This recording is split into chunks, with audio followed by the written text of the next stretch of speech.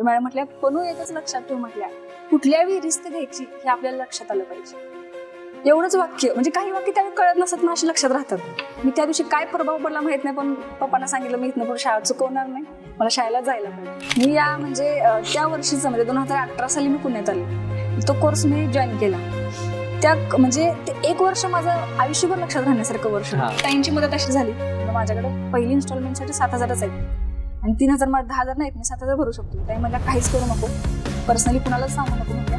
3,000 माझ्या अकाउंटवर ताईंनी टाकले. आणि खरंच मला असं वाटलं की मोठी बहीण म्हणजे बोलणारे सगळेच असतात, आपलं परिवार आहे, आपली माणसं आहेत, पण ऍक्च्युली खात्यावर 3,000 जमा करणारे हे खरंच परिवार सिद्ध झालं. आणि मला तिथं मी थोडं रडू आलं, सगळं झालं की मग पण केला की फाईट बॅक द्यायचा. आपल्याला चेअरअप करणारे आपले घरचे आहेत, आपल्याला सपोर्ट करणारे शिक्षक आहेत, आपले गुरु आहेत, सगळं आहे, पण पळायचं कुणाला? पळायचं आपल्याला. आपली मेंटॅलिटी कुणाला चांगली ठेवायची? आपल्याला. मग मी ठेवलं, लक्षात घेतलं की पळायचं तुलाच आहे. फक्त हे सगळे चेअरअप करतील पण पळायचं तुला, सुरुवातीला असतील आणि शेवटला असतील. सुरुवातीला ढकलून द्यायला असतील आणि शेवटला उचलून घ्यायला असतील. मला म्हणलं तू असं का करणार आहे मला सांग. म्हणजे असं जर परिस्थिती अशी आहे, तुझं अटेम्प्ट किती झालं? तुला सीएससीचा एक झालाय, सीएपीचा एक झालाय. असं बसला बस म्हणलं प्रणाली, तुझ्याकडून ही अपेक्षा नाही. लोक 4-4 वर्ष करतायत आणि तू एका अटेम्प्टमध्ये एवढी खचलीस. मग रेणुताई तिथूनच आल्या. रेणुताई आल्या मग काय तलवार. दादा म्हणलं बघा म्हणे, दादा म्हणला तिचाच प्रॉब्लेम नाही आहे, महाराष्ट्रातल्या पोरांचाच प्रॉब्लेम आहे, लगेच गिव्हअप करण्याचं. म्हणजे काय होते, आपल्याला आपल्या इतिहासाचा विसर पडला. शिवाजी महाराजांचा आपण त्यांच्याकडनं फायटिंग स्पिरिट शिकण्यासारखं आहे म्हटलं. फायटिंग स्पिरिटच कमी आहे आपल्याकडे म्हटलं. तो फायटिंग स्पिरिट शब्द जो इथं फिट बसला त्यावेळी तो बसलाच. लग्न झालं की शिक्षण होत नाही म्हणून सांग. त्या शब्दांनी पप्पांना बळ दिलं आणि पप्पा आणि मम्मी एका बाजूला आणि अख्खे नातेवाईक एका बाजूला.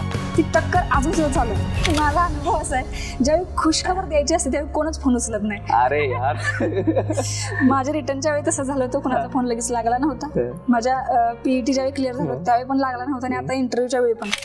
हे माझ्या ध्येया तुला अजून उंच व्हायला हवं. हे माझ्या ध्येया तुला अजून उंच व्हायला हवं. शिखर कवेत घेताना बघ मोकळं होतंय आकाश नवं.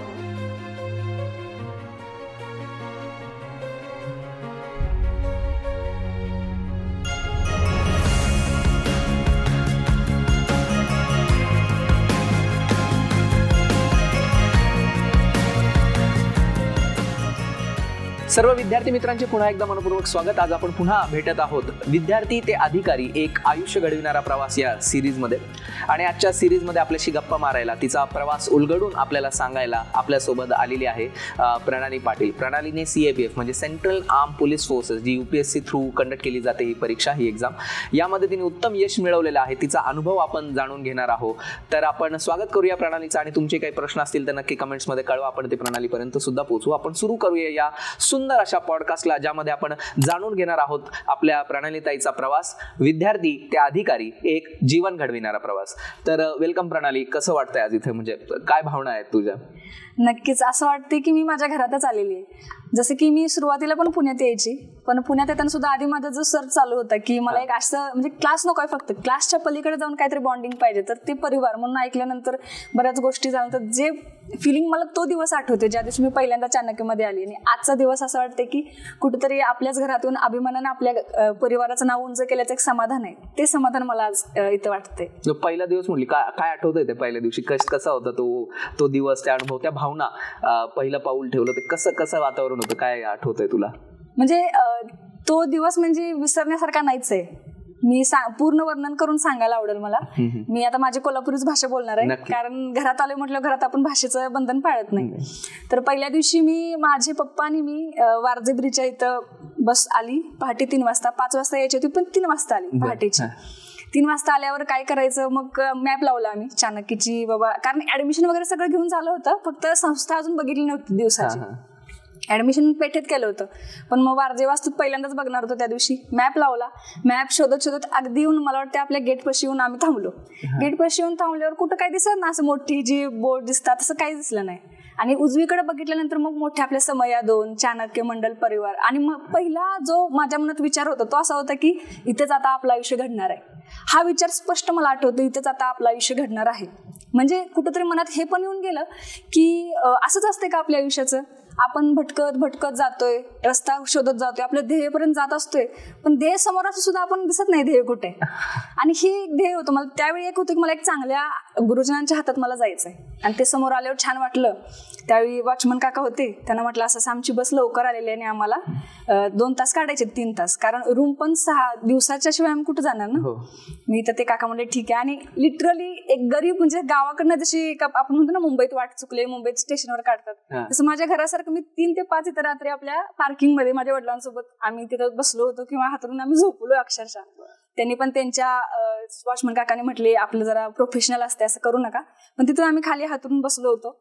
आणि मग जसा दिवस उजाडला तसा मग आम्ही रूम बघायला गेलो, शोधाशोध सुरू झाली. म्हणजे त्या 2 तासात मला चाणक्याने आसरा दिलाय. तो माझे विचार घडवण्यापासून, मला स्वतःला घडवण्यापासून ते आजपर्यंत मी इथं आहे आणि इथून पुढे आयुष्यभर घडवण्यापर्यंत एक माझा परिवार म्हणून तो दिवस असाच कायम स्मरणात राहण्यासारखा आहे माझ्या. आपण खरं तर डायरेक्ट कट्टू आलो चाणक्यपर्यंत किंवा त्याच्या पुण्याच्या प्रवासापर्यंत, पण आपण हा प्रवास थोडासा बॅकड्रॉप थोडंसं मागे जाऊया आणि आपण प्रवास सुरू करूया वाठारपासून, तुझ्या जिल्हा परिषदेच्या शाळेपासून. त्या शाळेचे दिवस कसे होते तुझे? म्हणजे ती एक प्रकारचं मूवी म्हटलं तरी चालेल, चित्रपट जो रंगीबेरंगी आहे, वेगवेगळ्या रंगाने. मी म्हणजे अशी की एक राकट दणकट मुलगी, कोल्हापूरचा प्रभाव तो, राकट देशा कणखर देशा.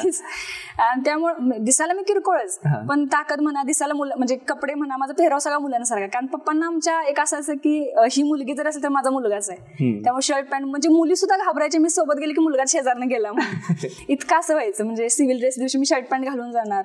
पण शाळेत अजून मला 5वीला गेलो कळलं की मी पण हुशार आहे, मला माहित नव्हतं. तो असंच की जावा खेळा. जिल्हा परिषद शाळा, आपले शिक्षक म्हणजे आपले आई वडील सारखे, काय प्रॉब्लेम असले सांग. मग 5वी 6वीला कळलं की मी हुशार आहे. A1 श्रेणी यायला लागली. मग भाषण तिथून सुरू झाली. मग मॅडम म्हणाले तू भाषणात भाग घे, मग तू निबंधात भाग घे.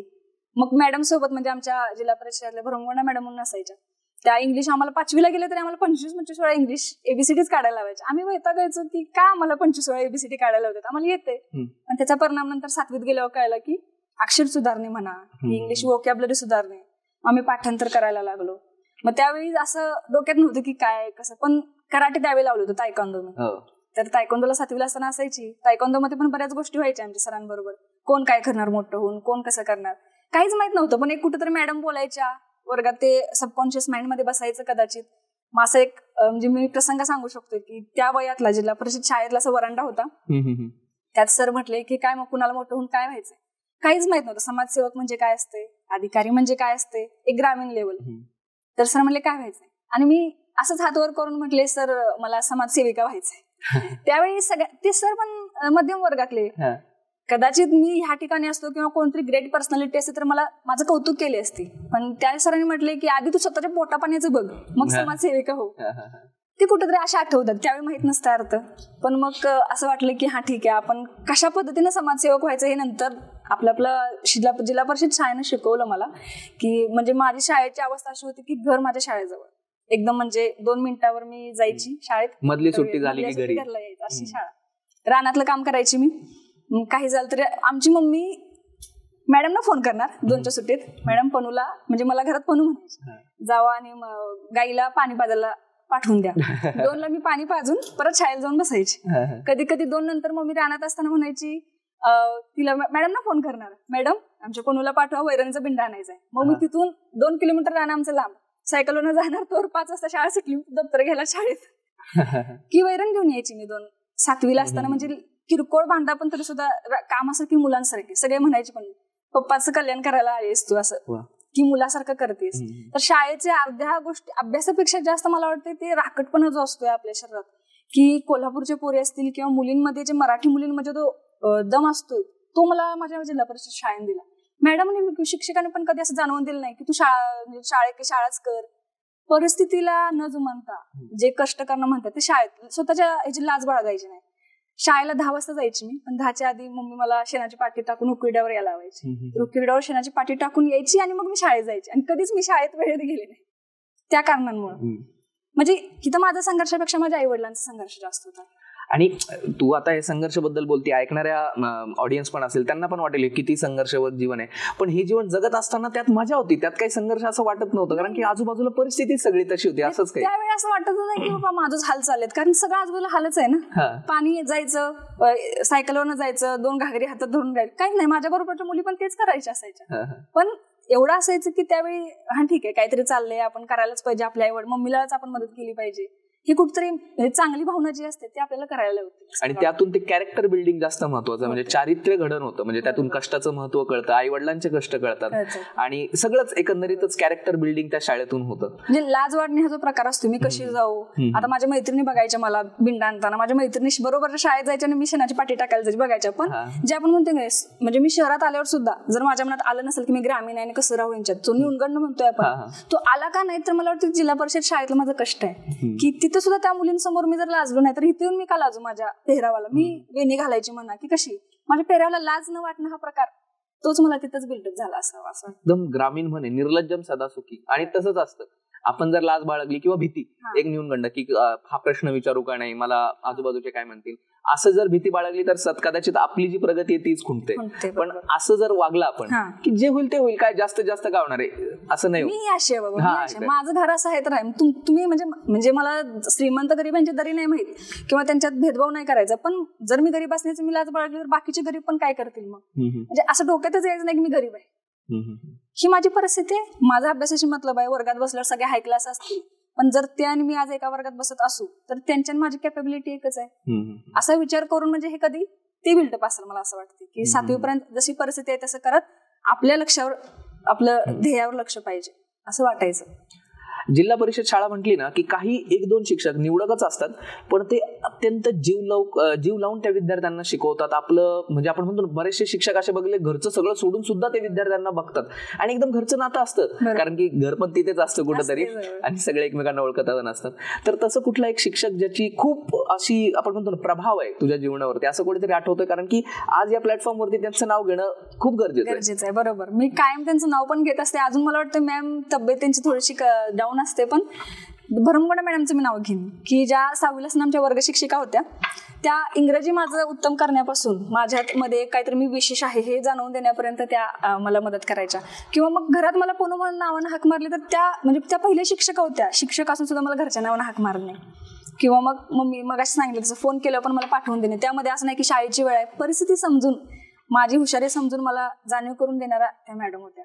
की मला त्यावेळी अजून एक वाक्य आठवतं, त्यांनी सांगितलं होतं, म्हणजे ग्रामीण लेवलला जसं आम्ही 7वी सोडणार होतो, 7वी सोडून आम्ही हायस्कूलला जाणार होतो, म्हणजे टीनेज आपल्या टीनेज मध्ये प्रवेश करणार, तर मॅमनी निरोप समारंभाला एकच वाक्य बोलल्या होत्या की कोणताही मुलगा तुमच्या संपर्कात आला तर त्याला तुम्ही भाऊ म्हणून बोला. तुमच्या मनात जे काय आकर्षण असते, अट्रॅक्शन असते किंवा त्या गोष्टी तुम्ही पडणारच नाही, म्हणजे जेणेकरून वाट चुकणार नाही तुम्ही आयुष्याची. भाऊ म्हणून बोला, म्हणजे तुम्ही फ्री पण तेवढंच व्हाल आणि तुम्ही स्वतःला प्रोटेक्ट पण तेवढंच कराल. दुसरी गोष्ट त्यांनी शिकवली की एक वाक्य अजून आठवते, म्हणजे गणपतीचा आताच आपण उत्सव संपवला, तर त्यामध्ये आमचा महाप्रसाद करायचा गणपतीला. आम्ही गणपतीला महाप्रसाद करताना मग मॅम म्हणायचे की मी सुट्टी मागायला गेले मॅमकडे, मॅडम आम्ही बाई म्हणायचो की बाई मला 2 नंतर शाळेला मी जाणार आहे घरला परत. तर आणि त्या दिवशी इन्स्पेक्शन होतं आपलं, सर नव्हते, आम्ही त्यांना साहेब म्हणायचो, साहेब नव्हते इन्स्पेक्शन करायला. मॅडम म्हटलं मला जायचं आहे, असं हराळ्या बनवायच्या आहेत, मोदक बनवायचे आहेत. तर मॅडम म्हटल्या पण एकच लक्षात ठेव, म्हटल्या कुठल्याही रिस्क घ्यायची हे आपल्याला लक्षात आलं पाहिजे. एवढंच वाक्य, म्हणजे काही वाक्य त्यावेळी कळत नसतात पण अशी लक्षात राहतात. मी त्या दिवशी काय प्रभाव पडला माहित नाही, पण पप्पांना सांगितलं मी इथनं पुढे शाळा चुकवणार नाही, मला शाळेला जायला पाहिजे. म्हणजे काही गोष्टी ते शिकवून जातात शिक्षक, छापच पाडून जातात, तशा त्या भरमगोंडा मॅडम. नक्की त्या शिक्षकांचंच अशा बरेच विद्यार्थ्यांना घडवण्याचं त्यांना श्रेय जातं. तर आता हा प्रवास झाला, जिल्हा परिषद शाळा झाली, शाळेच्या नंतर तुझा प्रवास पुढे कसा सुरू झाला आणि तू पुण्यात कशी आलीस? त्याच्यानंतर मी हायस्कूलला गेली. आमच्या गावाजवळ किनी हायस्कूल, किनी म्हणून गाव आहे, त्यामध्ये किनी हायस्कूल आहे. तिथं पण असेच शिक्षक मलगुंडे सर असतील, ते पण इतके कॉन्फिडेंटली की मी वाद घालायचो सरांच्या बरोबर की सर समाज बदलू शकतोय का नाही आपण. अभ्यासाच्या पलीकडे जाऊन त्या सरांना मी प्रश्न विचारला होता, सर आपण समाज बदलू शकतोय का. आपले घरचे म्हणायला लागले असं कसं शक्य आहे, इतके समाज सुधारक होऊन गेले, समाज बदलला नाही, तू आता कसं नाही, पण समाज बदलू शकतोय हे माझं मत. सर म्हटले नाही बदलू शकतोय प्रणाली, फक्त तुझ्यात ती जिद्द पाहिजे. त्यांनी त्यावेळी माझ्यातला जो म्हणजे विचारवंत म्हणूया किंवा एक समाज सुधारक असेल किंवा उच्च विचार असेल त्यांची काटछाट केली नाही, त्यावेळी मला प्रोत्साहन दिलं आणि असे बरेच शिक्षक मला किनी हायस्कूलमध्ये भेटले. त्यामध्ये विषयांचा जो पक्का बेस असतो ना आपला 8वी ते 10वी पर्यंत, कारण ह्या स्पर्धा परीक्षेमध्ये पण मला सायन्स पुस्तक जास्त डीपली वाचावं लागलं नाही. इंग्लिशचं व्याकरण तिथं शिकलेलं इथं जास्त शिकावं लागलं नाही, कारण तो बेस पक्का झाला. त्याच्यानंतर मग विवेकानंद कॉलेजला गेले. 11वी 12वी 10वीला 92% पडले. मला वाटतं आमच्या पूर्ण पाहुण्या पाहिजेत मला जास्त चांगले टक्के. म्हणजे लगेच सायन्स ठरलं. हा, सायन्स. मला एवढं माहित होतं की मी सायन्स का घ्यायला लागलो हे मला माहित होतं का, तर माझं इंग्रजी अजून चांगलं झालं. कुठेतरी मला माहित होतं मार्क टक्के कमी पडतील 12वी सायन्सला, पण पडले तर पडले. तसंही मला आधीच माहित होतं मला फिजिक्स आणि केमिस्ट्री आवडत नाही, मॅथ्स आवडत नाही. फिजिक्स केमिस्ट्री मॅथ तिन्ही आवडत नाही तरी आपण जाणार सायन्सला. ही 2 मोटिवेशन. एक म्हणजे इंग्लिश सुधारेल, दुसरी गोष्ट म्हणजे सगळं इंग्लिशमध्ये ऐकून आपल्याला नंतर युपी, कारण 10वीला युपीसी ठरलं होतं माझं. कारण किनी हायस्कूलमध्ये असतानाच मी स्वप्न बघितलं असं एक गॅदरिंग होतं, आणि गॅदरिंगला देशमुख सर म्हणून एक आहेत, ते देशमुख सर आले होते. मग त्यांची भाषण ऐकून मी मॅडमला विचारलं, मॅडम हे कोण आहेत? मॅडम म्हटलं ते क्लास 1 ऑफिसर आहेत. मी पण भाषण करायची, म्हणजे भाषण करायला मिळते, एवढे सगळे बसून ऐकतात, म्हटलं आपण क्लास 1 ऑफिसरच बनायचं. मग माहित होतं की सायन्स एवढा, मग ते IAS मंत्र म्हणून पुस्तक वाचलं, समजलं की सायन्स एवढा उपयोग नाही, आर्ट्स आहे. पण तरी सुद्धा सायन्स का घेतलं, मागं पुढे विचार बदलला तर आपल्याला बी फार्म करता येईल किंवा इंजिनिअरिंग करता येईल. मागं पुढे आपल्याला आर्ट्स घेतलं तर नंतर ऑप्शन राहत नाही. एक सेफ साईड म्हणून पण सायन्स घेतलं आणि इंग्लिशसाठी पण सायन्स घेतलं. पण तिथं गेल्यावर कळलं की आपलं हे जमणार नाही सायन्स. आणि मग तुझं 11वी 12वी सायन्स मध्ये झालं. त्यातल्या त्यात विवेकानंद कॉलेज म्हणजे नावातच किती पावित्र्य आहे, आणि आपल्या सगळ्यांचे गुरु म्हणजे स्वामी विवेकानंद. तर त्याचा पण परिणाम असतो कधीतरी मनावरती, काहीतरी सबकॉन्शियस होत असते आपण.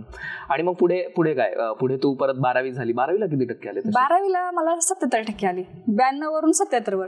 ते ठरलेलं होतं, तुला माहित पडत होतं, तू म्हटले. तरी मी रडलो त्या दिवशी. मी असं जिंकल्याचा आविर्भाव होता मला, की मला वाटत होतं 70 पडले तर देवा बास झालं मला.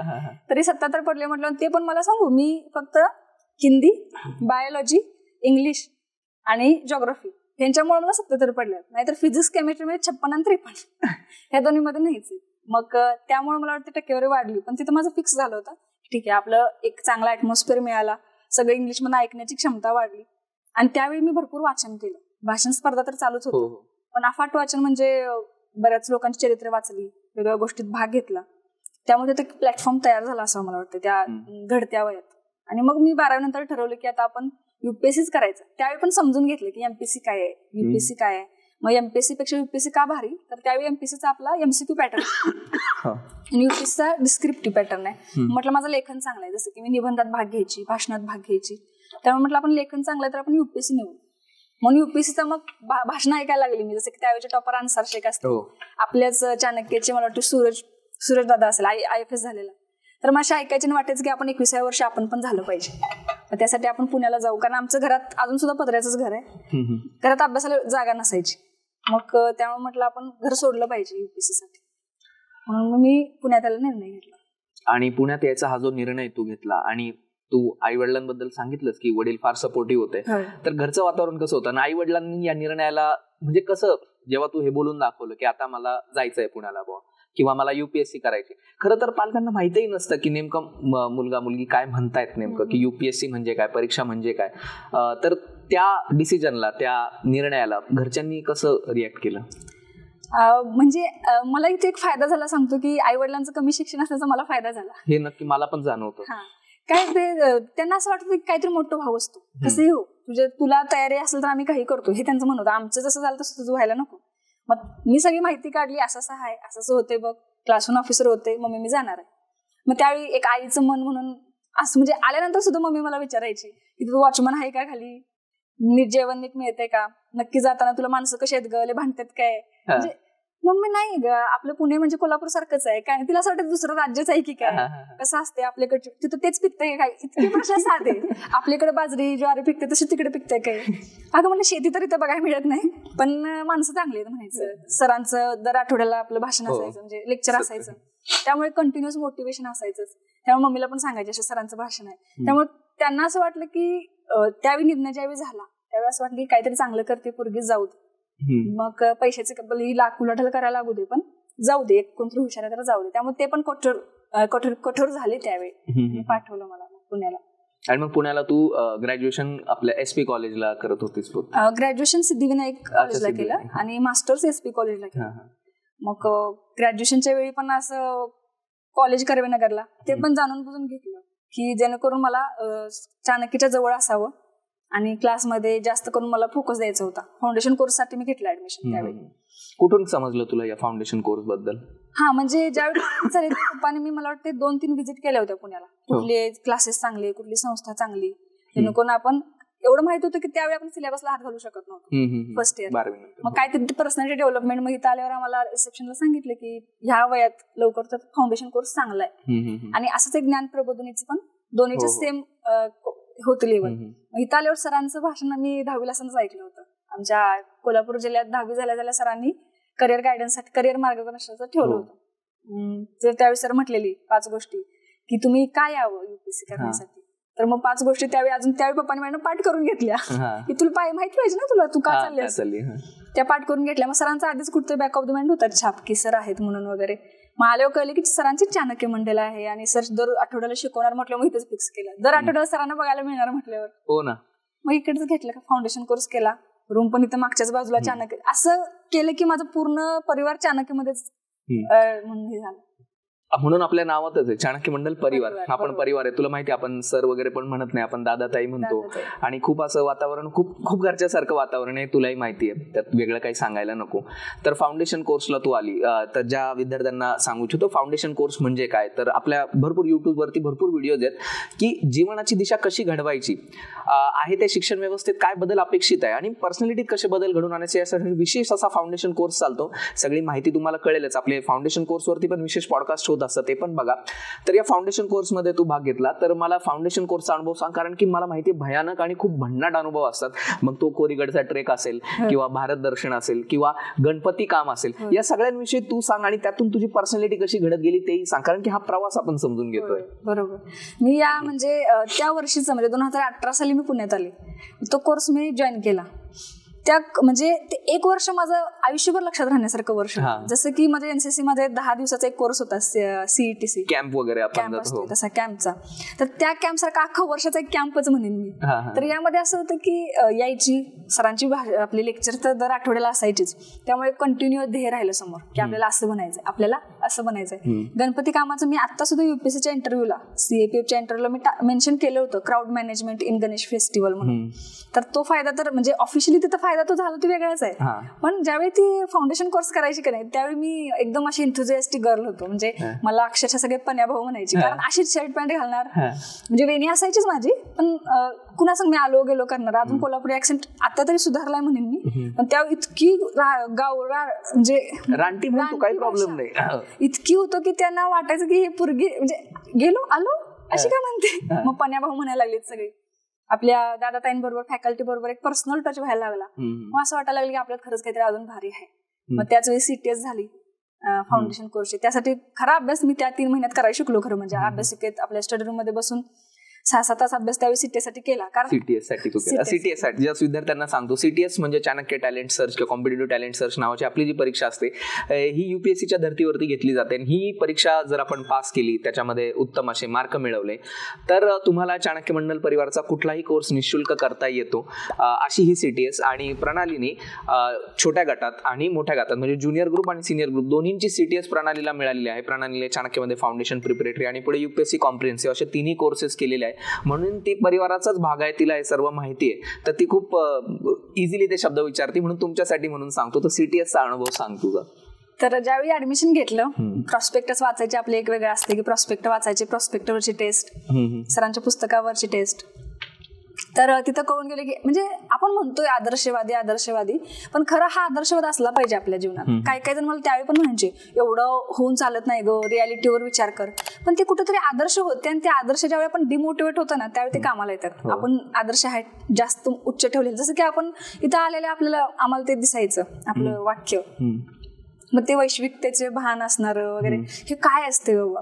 हे फाउंडेशन कोर्समध्ये हळूहळू लेक्चर व्हायला लागले, जसे सायकोलॉजी, म्हणजे ते जी आम्हाला नंतर एसएसबीची तयारी करायला लागली त्यावेळी आम्हाला शिकवलं गेलं ते मला फाउंडेशन मध्ये शिकवलं होतं ऍक्च्युली, की जोहारी विंडो म्हणजे काय, स्वॉट अनालिसिस म्हणजे काय, किंवा मेंटल स्ट्रेंथ कशी वाढवावी. ह्या गोष्टी सायकोलॉजिकल गोष्टी एवढ्या भारी झाल्या माझ्या की घरात फोनवर जरी बोलायचं मी तरी बहीण म्हणते तू जसं बोलते तसं ऐकतच राहावं वाटते.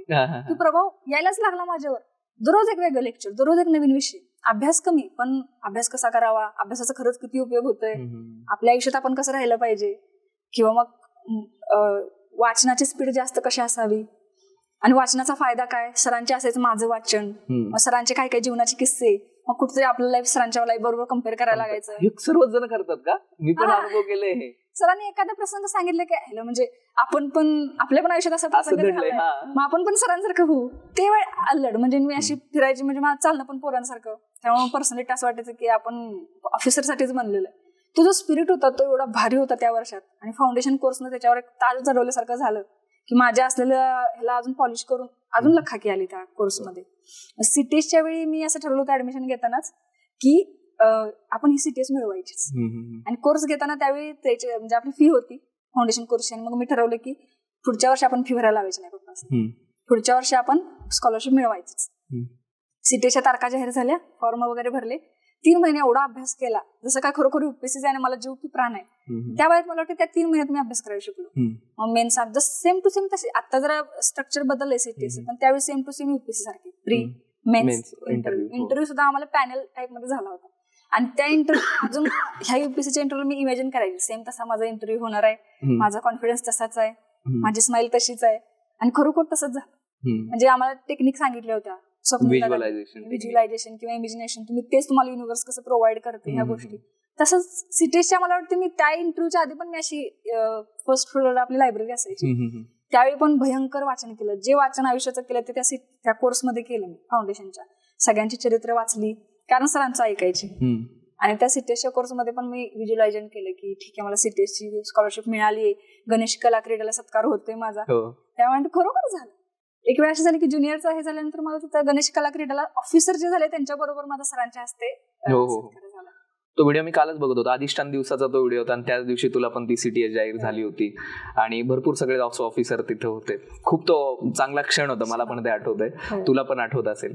तर तू मध्ये बोलताना एक SSB हा शब्द उच्चारला. ज्या विद्यार्थ्यांना माहित नाही त्यांच्यासाठी फक्त सांगतो, SSB सर्व्हिसेस सिलेक्शन बोर्ड जगातला second toughest, one of the toughest interviews मानला जातो. त्यामध्ये सायकोलॉजिकल टेस्ट सुद्धा एक भाग असतो त्याचा.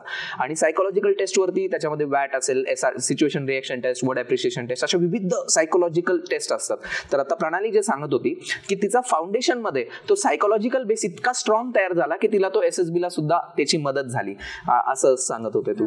तर तुझा पण पहिले NCCचा अनुभव आणि मग तिथून SSB हा जो प्रवास आहे तो सुद्धा सांग. म्हणजे SSB सुद्धा विद्यार्थ्यांना कळावी, तो जो वेगळा रस्ता असतो, वेगळा मार्ग असतो, तो सुद्धा आपल्या विद्यार्थ्यांना कळेल. तर त्याबद्दल थोडंसं बोलूयात. बरोबर. तर म्हणजे माझं 12वीला असतानाच ठरलं होतं की मी 12वीला विवेकानंद असताना झालं की पुण्यात जाणार. पुण्यात गेलो तर कॉलेज म्हणजे 3 आघाड्यावर खेळणार, कॉलेज, NCC आणि काही UPSCचं प्रिपरेशनसाठी क्लास कोर्स जे काय असेल ते 3 आघाड्यावर खेळायचं ठरलं. मी जरी कोल्हापूरात असतो तर मी हेच केलं असतं, पुण्यात आल्यावर पण तेच केलं. मग NCCला कॉलेजमध्ये आमच्या नव्हतं NCC, तर ओपन डिव्हिजन म्हणून एक असतं NCCचा भाग, तर मी ओपन डिव्हिजनला अप्लाय केलं. त्यांची पण त्यांनी टेस्ट घेतली चांगली, आमच्या 24 स्पर्धा दाबून. त्यामुळं त्यांनी त्या स्पर्धेला इतकी 300 पोरं होत्या, वॅकन्सी 14. आयला म्हणलं NCCला पण एवढं ठीक आहे. तिथं पण मग मी फिजिकलसाठी त्यांनी रनिंग घेतलं आमचे 4 राऊंड, परत रिटर्न घेतलं आमचं आणि इंटरव्ह्यू पण शेवटला घेतले. मग ते एक प्रकारे जिंकल्यासारखं झालं की आता NCC जिंकलोय, त्याची किंमत एक वेगळीच वाटायला लागली. मग खूप इझिली मिळालं तर त्याची किंमत कळत नाही. कॉलेजमध्ये असलं साधं NCCला लोक जात सुद्धा नाहीत आणि तुला त्याच्यासाठी झटावं लागलं तर त्याची खूप किंमत कळते आणि मग तितक्याच इफिशियंटली तो कोर्सही केला. एवढंच नाही, आम्हाला आमच्या सिनियरवरनं भीती काय घालायची, अजून लक्षात ठेवा तुम्ही एनरोल नाहीये, अजून काही चुकलं तर तुम्हाला बाहेर काढणार. ती कायम टांगती तलवार डोक्यावर कायम असायची की वेळेत जाणं, मग सिनियरला कळवणं आम्ही येणार आहे. मग मध्ये मध्ये आपल्या मेजर रेणुताईंची लेक्चर्स असायचे, आर्मी जीवन कसं असते, किंवा त्या पण SSB मधून झाल्या होत्या. तर ते पण डोक्यात बॅक ऑफ द माइंड की त्यांची स्माइल, म्हणजे रेणुताईंची अशी स्माइल आहे की एकदम सॅटिस्फॅक्टरी, बघितलं तरी प्रसन्न वाटते, आपला स्ट्रेस दूर होतोय त्यांचं बघितलं तरी. आणि बोलण्याचं एकदम कामनेस जो आहे तो छान वाटायची, ती पण पर्सनॅलिटी. त्यामुळे वाटायचं की जे वर्दी घालतात त्यांचं एक पर्सनॅलिटीचा रुबाबच वेगळा आहे. ते NCC मध्ये निर्माण झालं. NCC कॉलेजच्या बरोबर करताना माझी धावपळ लय झाली पहिले 2 वर्ष, कारण 20 साली कोरोना चालला तसा. 18 आणि 19 या वर्षी फाउंडेशन कोर्स पण करायचा. कॉलेज कर्वेनगरला असल्यामुळं इथून असं असायचं की बस नाही ना इथून, वारजेपासून वारजेपर्यंत चालत जायचं, वारजेच्या स्टॉपला जवळजवळ 2 किलोमीटर. मग उन्हात न यायचं, 12 वाजता भर उन्हात यायचं. NCCला सकाळी जायचं, उपाशी पोटीत जायचं, कारण मेस आपली, मग मेस दिलं सकाळी काय नाही. मग तिथे गेल्यावर तरी पण ते एक त्यावेळची जी एनर्जी असते ना, मला वाटतं अर्ली 20s मध्ये ती वेगळीच असते. ते करायचं, ते करून येऊन 2 पर्यंत उपाशीच. मग माझी मैत्रीण आहे लक्ष्मी म्हणून, तिचा डबा म्हणजे त्यावेळी आमची ओळख झाली कॉलेजच्या फर्स्ट इयरला. मग तिचा डबा कायमस्वरूपी एनसीसी आले की ती फोन करणार, आलीस का एनसीसी वरून, दमून यायचं ना आमचं, ग्राउंड व्हायचं, रनिंग व्हायचं, एक्झॉस्टन भरपूर झालं असायचं. आलं की मग संध्याकाळी परत या चाणक्यमध्ये संध्याकाळी 6 ते 8 लेक्चर असायचं, सेशन असायचं. दुपारचं दाबून खायचं आणि झोपायचं आणि परत यायचं 6ला. परत संध्याकाळी इतकी झोप लागायची मला त्या लहान वयात. मग अक्षरशः रडल्यासारखं व्हायचं की शारीरिक तर एक्झर्शन असणारच, पण मेंटली पण एक्झर्ट, कारण तो प्रेशर असायचा करण्याचा. एवढ्या लहान वयात अजून करिअरचं टेन्शन नव्हतं, नोकरी लागणे म्हणजे काय, नोकरीला आपण अनएम्प्लॉयड असं काय माहित नव्हतं, पण ते करायचं आहे. त्यात रूम मधले प्रकार असे असतात की मुली ज्यावेळी रूम मध्ये राहतात त्यावेळी काहीतरी किरकोळ भांडणं वगैरे होतात, तर सगळ्यात लहान मीच. त्यामुळे त्या मुली सगळ्यात त्यांचा राग माझ्यावर काढणार. मला मोठ्या मोठ्यानं घरात नसारखे बोलायची सवय फोनवर. इकडे आलो समजलं कोणतरी झोपले, आपण बोलायचं नसतं. घरात झोपलं काय केलं आमचं बोलणं चालूच ना. मग त्यासाठी भरपूर वेळा त्यांचा काव खाणार, म्हणजे ओरडा खाणार मी. काय तुटलं फुटलं त्यासाठी ओरडा खाणार आणि त्यासाठी दररोज रात्री रडणार मी. 3 महिने तर रोज रात्री रडायचं. कधी एनसीसीला त्रास झाला म्हणून रडायचं, कधी रूम मध्ये त्रास झाला म्हणून रडायचं, कधी फिजिकली त्रास झाला म्हणून रडायचं. पण कधीच मी सांगतोय सगळ्यांना, म्हणजे मला सांगायचंय की असं कधीच मनात आलं नाही माझ्या की आपण गिव्हअप करावं, की बाबा हे आपण सोडून द्यावं आणि जावं आपल्या गावाला जावं. म्हणजे अलीकडं मग ज्यावेळी मी पोरांचं ऐकतो त्यावेळी कळते की हे सोडून द्यायचं. मला विचारतात माझं काही पुण्यात मन रमण आणि मी तिथे जातो घरला. माझ्या डोक्यात कसं काही आलं नाही. तर मग बॅक ऑफ द माइंड वाटते, ऑप्शनच नव्हताच. आई वडिलांचा चेहरा दिसायचा, आपल्याला कर्ज फेडायचंय घराचं, आणि कर्ज फेडायचं असेल तर बाबा एक चांगल्या पगारदाराची नोकरी पाहिजे. आपल्याला इंजिनिअरिंग आवडत नाही, डॉक्टरचं शिक्षण घेण्याचं ऐकत नाही, त्यामुळे आपल्याला स्वतःच्या कष्टाच्या जीवावर काय करायचंय तर हेच करायचं. आणि मग मला वाटतं त्या सगळ्या टेन्शन मधून एक चांगला रिलीफ म्हणा की मोटिवेशन कन्सिस्टंटली तर ते इथून मिळायचं. सरांचं भाषण ते सगळं विसरून जायचं, एक मोठा आदर्श डोळ्यासमोर सेट व्हायचा. हे काय किरकोळ आहे, हे छाटछूट आहे, आपल्याला मोठा आदर्श आहे, आपल्याला देशासाठी करायचंय. मग या छोट्या मोठ्या समस्या कायच वाटायच्या. आणि मला वाटतं तू हे जे सांगितलं ना आता, तर यातूनच बघ तुझी फिजिकल स्ट्रेंथ तर डेव्हलप होत होती, त्यांनीच मेंटल स्ट्रेंथ डेव्हलप होती, त्यांनी इमोशनल स्ट्रेंथ डेव्हलप होती, आणि हे सगळेच डेव्हलपमेंट एकत्र होते. म्हणजे असं म्हणतात की दुःख किंवा कष्ट अडचणी सुद्धा त्यालाच दिल्या जातात जे तो पेलवू शकतो. आणि त्यामुळे तुझ्या आयुष्यात हे सगळं आलं तर मी म्हणाल बी थँकफुल, कारण की हे सगळ्यांमुळे आपण घडत गेलो. आणि त्यामुळे ते खूप सुंदर तू सांगितलं सगळं. आणि हे त्यावेळी कळत नसते बरं का, आपण ज्यावेळी त्यांना जात असतो त्यावेळी त्रास वाटत नसते, पण आता ज्यावेळी इथून बघतोय ते सगळं ज्या आपण मागं फिरून बघतोय ते कसं आपण सहन केलं, का केलं, काय होतं ते आपल्यात असं वाटतं. मला माहिती आहे अजून पण मला करायचंय. आताची एनर्जी कदाचित त्यावेळी वाटेल की अजून मी काय स्ट्रगल काढते कसं केलं, पण हे मला वाटतं हेच आयुष्याचं एक आपल्या गमक असते. स्टीव्ह जॉबचं वाक्य आहे, तो म्हणतो you can connect the dots only looking बॅकवर्ड्स. म्हणजे जेव्हा तुम्ही ते जगत असता करत असता तेव्हा तुम्हाला कळत नाही हे नेमकं का होतंय, पण जेव्हा तुम्ही मागे वळून बघता तेव्हा तुम्हाला कळतं की अरे हे झालं म्हणून असं झालं. You can connect the dots only looking बॅकवर्ड्स. खूप सुंदर असं त्यांनी सांगितलंय. तर आपण एसएसबी बद्दल बोलतो. एनसीसी मध्ये होतीस आणि एनसीसी मध्ये मग तुला समजलं की काहीतरी एक युनिफॉर्म सर्व्हिसेस म्हणून डिफेन्स मध्ये जागा आहे, तर त्याच्या एसएसबी बद्दल आणि त्या सर्व्हिसेसचा अनुभव आणि एनसीसीचा तू जसं सांगितलं तो अनुभव एकदा सांग पुन्हा, की त्यामध्ये स्पेसिफिकली एसएसबीचं सिलेक्शन आणि त्या इंटरव्ह्यूचा अनुभव, कारण की तो फारच मोलाचा असणार आहे आपल्या सर्व विद्यार्थ्यांसाठी. बरोबर. म्हणजे आता मी इथं प्रामाणिकपणे सांगणार की मला असं कधी डोक्यात नव्हतं की मी आर्मीत जाईन, मला आर्मीत जायचं असं डोक्यात नव्हतं. पण घरची परिस्थिती बघता कोरोना नंतर असं झालं होतं की तुझं कधी होणार हे विचारायला चालू झाले होते. मला वाटतं 21 साली माझं एनसीसीचं लास्ट इयर होतं आणि 21 सालच माझ्यासाठी खूप क्रुशियल ठरलं. मग त्यावेळेस काय करायचं, लवकर तर व्हायला पाहिजे आपल्याला. मी अक्षरशः कॉल सेंटरमध्ये जॉब बघून आली, काहीतरी करतो मी पुण्यात राहून 10,000 का होईना, मी माझा तरी खर्च लागू नये आई वडिलांना म्हणून. मग नंतर कळलं की आपण सीडीएस पण देऊया.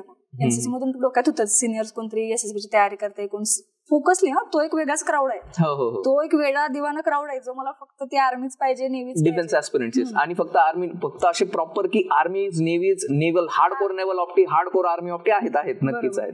तशा लोकांना बघून वाटायचं यांना एवढं म्हणजे, आणि त्यांचा बॅकग्राऊंड एकदम स्ट्रॉंग असणार, कोण डॉक्टर वडील असणार, कोण प्रोफेसर.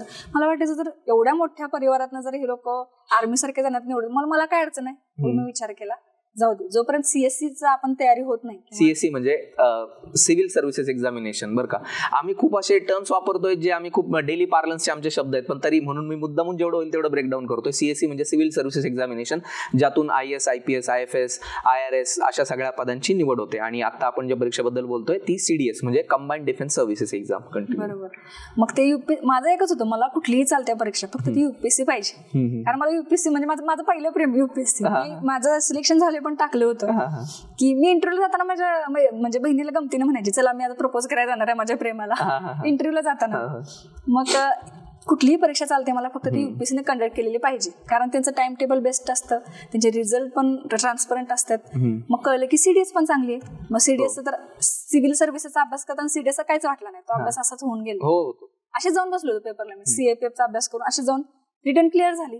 घरच्यांना पण कुठं जरा सुकलेल्या झाडावर पाणी पडावं तसं एक नव ऊर्जा आली त्यांना पण ठीक आहे पोरगीचा काहीतरी रिझल्ट आला. तू जितके इझिली सांगते ना गेली आणि रिटर्न क्लिअर झाली खरं तर जे लोक प्रिपेअर करतात ते रिटर्न साठी कितीतरी धडपडत असतात. आता इतकं सोपंही नाही. तू खूप इझिली बोलली कारण की तुझी लहानपणापासून तयारी असेल किंवा कळत नकळत होत गेलेली तयारी असेल पण तशी ती परीक्षा खूप अवघड आहे. Selection rate 0.1%. रिटर्न मध्ये फार विद्यार्थी बसतात फार कमी सिलेक्ट होतात त्याही पेक्षा कमी लोक इंटरव्ह्यूला जातात. तर तो अनुभव तुला आलाय तर इतकं इझी नाहीये जितकं इझिली सांगते.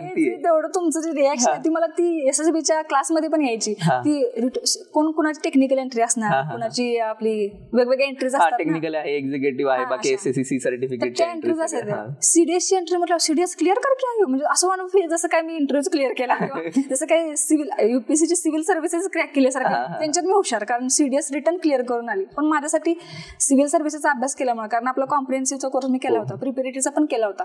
प्रिपेरेटरीमध्ये मी जवळपास माझा बेस तयार झाला होता बेसिक काय सिलेबस आहे काय अभ्यास आहे.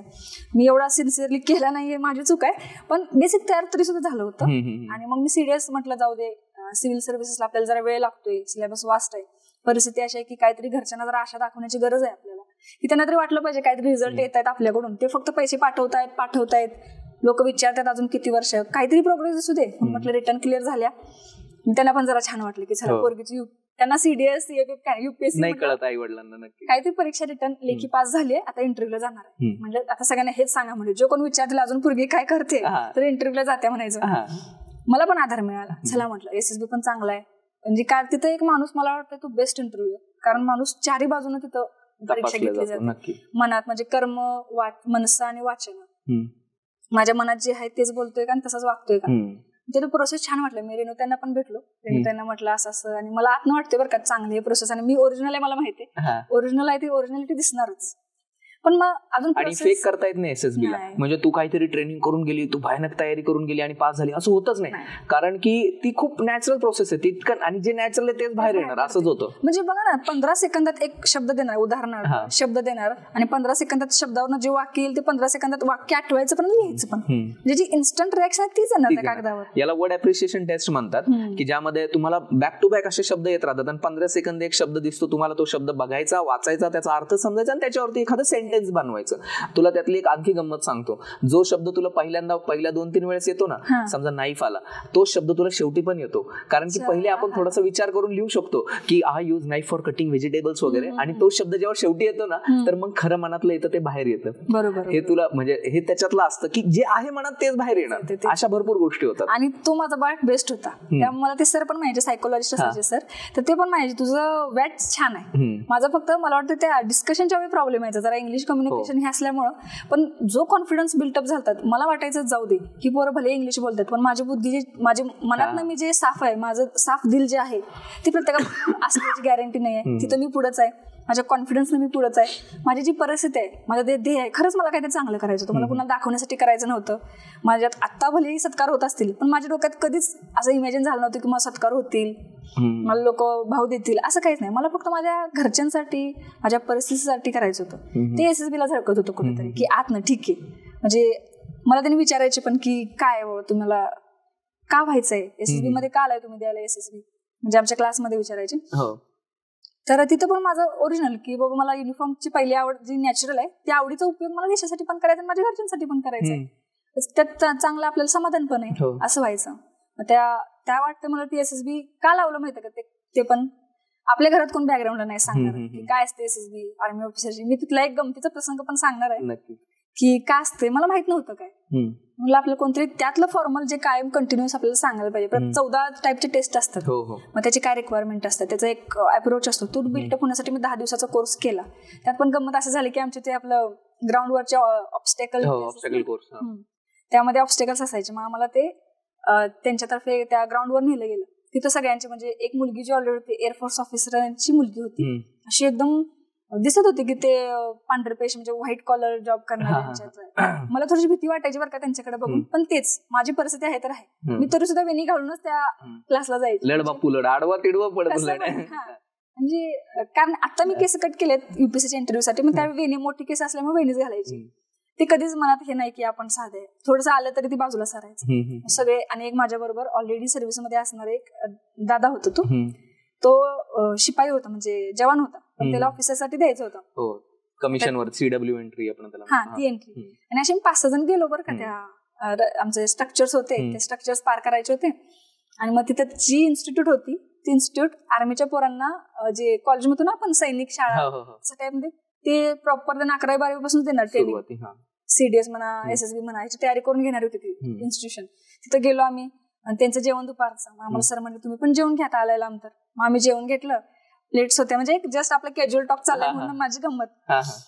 प्लेट घेतल्या सगळ्यांनी. आपली नाही म्हणत चपाती आणि भाजी घेतली, बटाट्याची भाजी चपाती घेतली. कुणी आमटी भात कुणी घेतलंच नाही. ते ताट असं कप्प्यांचं होतं, 4 कप्प्यांचं बरं का. त्यांनी आमटी भात कोणी घेतलं नाही. आणि आम्हाला तिखट बघून मी म्हटलं तर आमटी भात घ्यायचा. कोल्हापुरी दिवस तिखट खाल्लं नव्हतं, घेऊया आता. चपाती भाजी आमटी भात घेऊन बसलो. चमचा नव्हता बरं का आमच्याकडे, चम्मच असतो. त्यांनी चम्मच नसल्यामुळे भात आमटी घेतला, हे नंतर कळलं. आणि त्यांनी चपाती भाजी खाऊन उठली. तो जो जवान होता तो भाऊ आणि मी असं ब्रदर वगैरे म्हणतो ना, तर तो म्हटला तो आणि मी आमटी भात खातो. शेवटला आम्ही दोघंच राहिलो. मी भात आमटी खायला लागली आणि ती मुलगी मला काय म्हणली, हा प्रणाली भात आमटी कटाची आमटी भात. म्हटलं हा तुम्ही आ जाओ खाने के लिए, तुम्ही आ जाओ, अच्छा लगता है. नाही खाऊ आप. आणि ती सगळी पुढे हात धुवायला गेला. हा मला काय म्हणला, तुला माहितीये का त्यांनी भात आमटी का घेतलं नाही, ते चम्मच नाही येत खायला आणि असं हाताने भात आमटी खायचं नसते. आणि मी मात्र आमटी त्या कप्प्यातनं भाता वडून वगळपर्यंत यूज तर त्या दुसऱ्या कप्प्यातनं भातावर आमटी वडायची आणि भात आमटी खायची. आपल्या गावाकडे पंक्तीत बसलं तसं जेवण टेस्ट येत नाही रे. बरोबर आहे. पण माझ्या डोक्यातच झालं नाही की हे चमचाने नसल्यामुळे भात आमटी खाल्लं नाही. हे काहीतरी त्याचे काय म्हणतात त्याला प्रोटोकॉल्स असतात म्हणा, ते टेबल एटिकेट्स मॅनर्स वगैरे. आणि फक्त चमचा नाही, चमच्यासोबत फोक पण असतो. फोक आणि स्पूननी भात खायचा असतो भात त्या फोक्स नाही. मग ते तसं झाल्यावर मग मला हसू आलं. मी घरात सांगितलं, हे म्हणलं आपण कुठे स्वप्न, आपण काय लोकांनी काय स्वप्न बघावलं त्यांच्या बरोबर आपण जेव्हा पण शकलो नाही नीट. पण मम्मी म्हटली जाऊ दे ग, ते त्यांचं त्यात काय लाज, तुला माहित नव्हतं हे काय, माहित नसणार काय गुन्हा नाही. ठीक आहे म्हणलं. हे एक मजेशीर की इतक्या ह्याच्यात तिथं आमची म्हणजे माझी किल्ली पण उडायची. पण नंतर मनात न जायचं आपल्या. मग शेवटी परत त्या टास्कवर लक्ष येणार, दुसऱ्या दिवशी परत आन्सर देणं. म्हणजे एक राहिलं की माझा परफॉर्मन्स मी परिणाम होऊन दिला नाही या गोष्टींचा. जे काय ते आपलं जज आपल्या परफॉर्मन्स केलं जाणार, आपला परफॉर्मन्स बेस्ट पाहिजे. यातून एकच गोष्ट दिसून येते परत पुन्हा की होतंय काय की बऱ्याच वेळेस तुला ते जाणवतंय की असं जर कोणी दुसऱ्याला झालं असतं ना तर कदाचित भीती वाटते, न्यूनगंड तयार होतो, मानसिक खच्चीकरण होतो. म्हणजे स्वतःमध्ये असून पण परफॉर्म नाही करता येणार कारण की अशा घटना घडत असतात बाहेर. पण तू त्याचा परिणाम तुझ्यावरती होऊ दिला नाही. तुझी मेंटल स्ट्रेंथची ती कमाल आहे, तुझी इमोशनल स्ट्रेंथची ती कमाल आहे. Very grateful to you. आता पुढे तुझा हा सगळा अभ्यास एकत्र सारूच होता आणि मग आता CAPF कडे येऊयात आपण. हाऊ इज CAPFचा अनुभव किंवा CAPFचा प्रवास, त्याचा अभ्यास, आणि सोबत तू CSE पण करतीच आहे, म्हणजे सिव्हिल सर्व्हिसेसची पण तयारी करतीच आहे. तर हे सगळं कसं जुळून आलं आता? आणि तोपर्यंत तुला सिनियर ग्रुपची परत CTS मिळालीच होती म्हणून तू UPSC कॉम्प्रिहेन्सिव्हला आलीच होती. बरोबर. तर मग ह्यामध्ये माझ्या प्रिपरेशनची म्हणजे माझ्या तयारीचा दुसरा फेज चालू झाला, दुसरी फेज चालू झाली होती.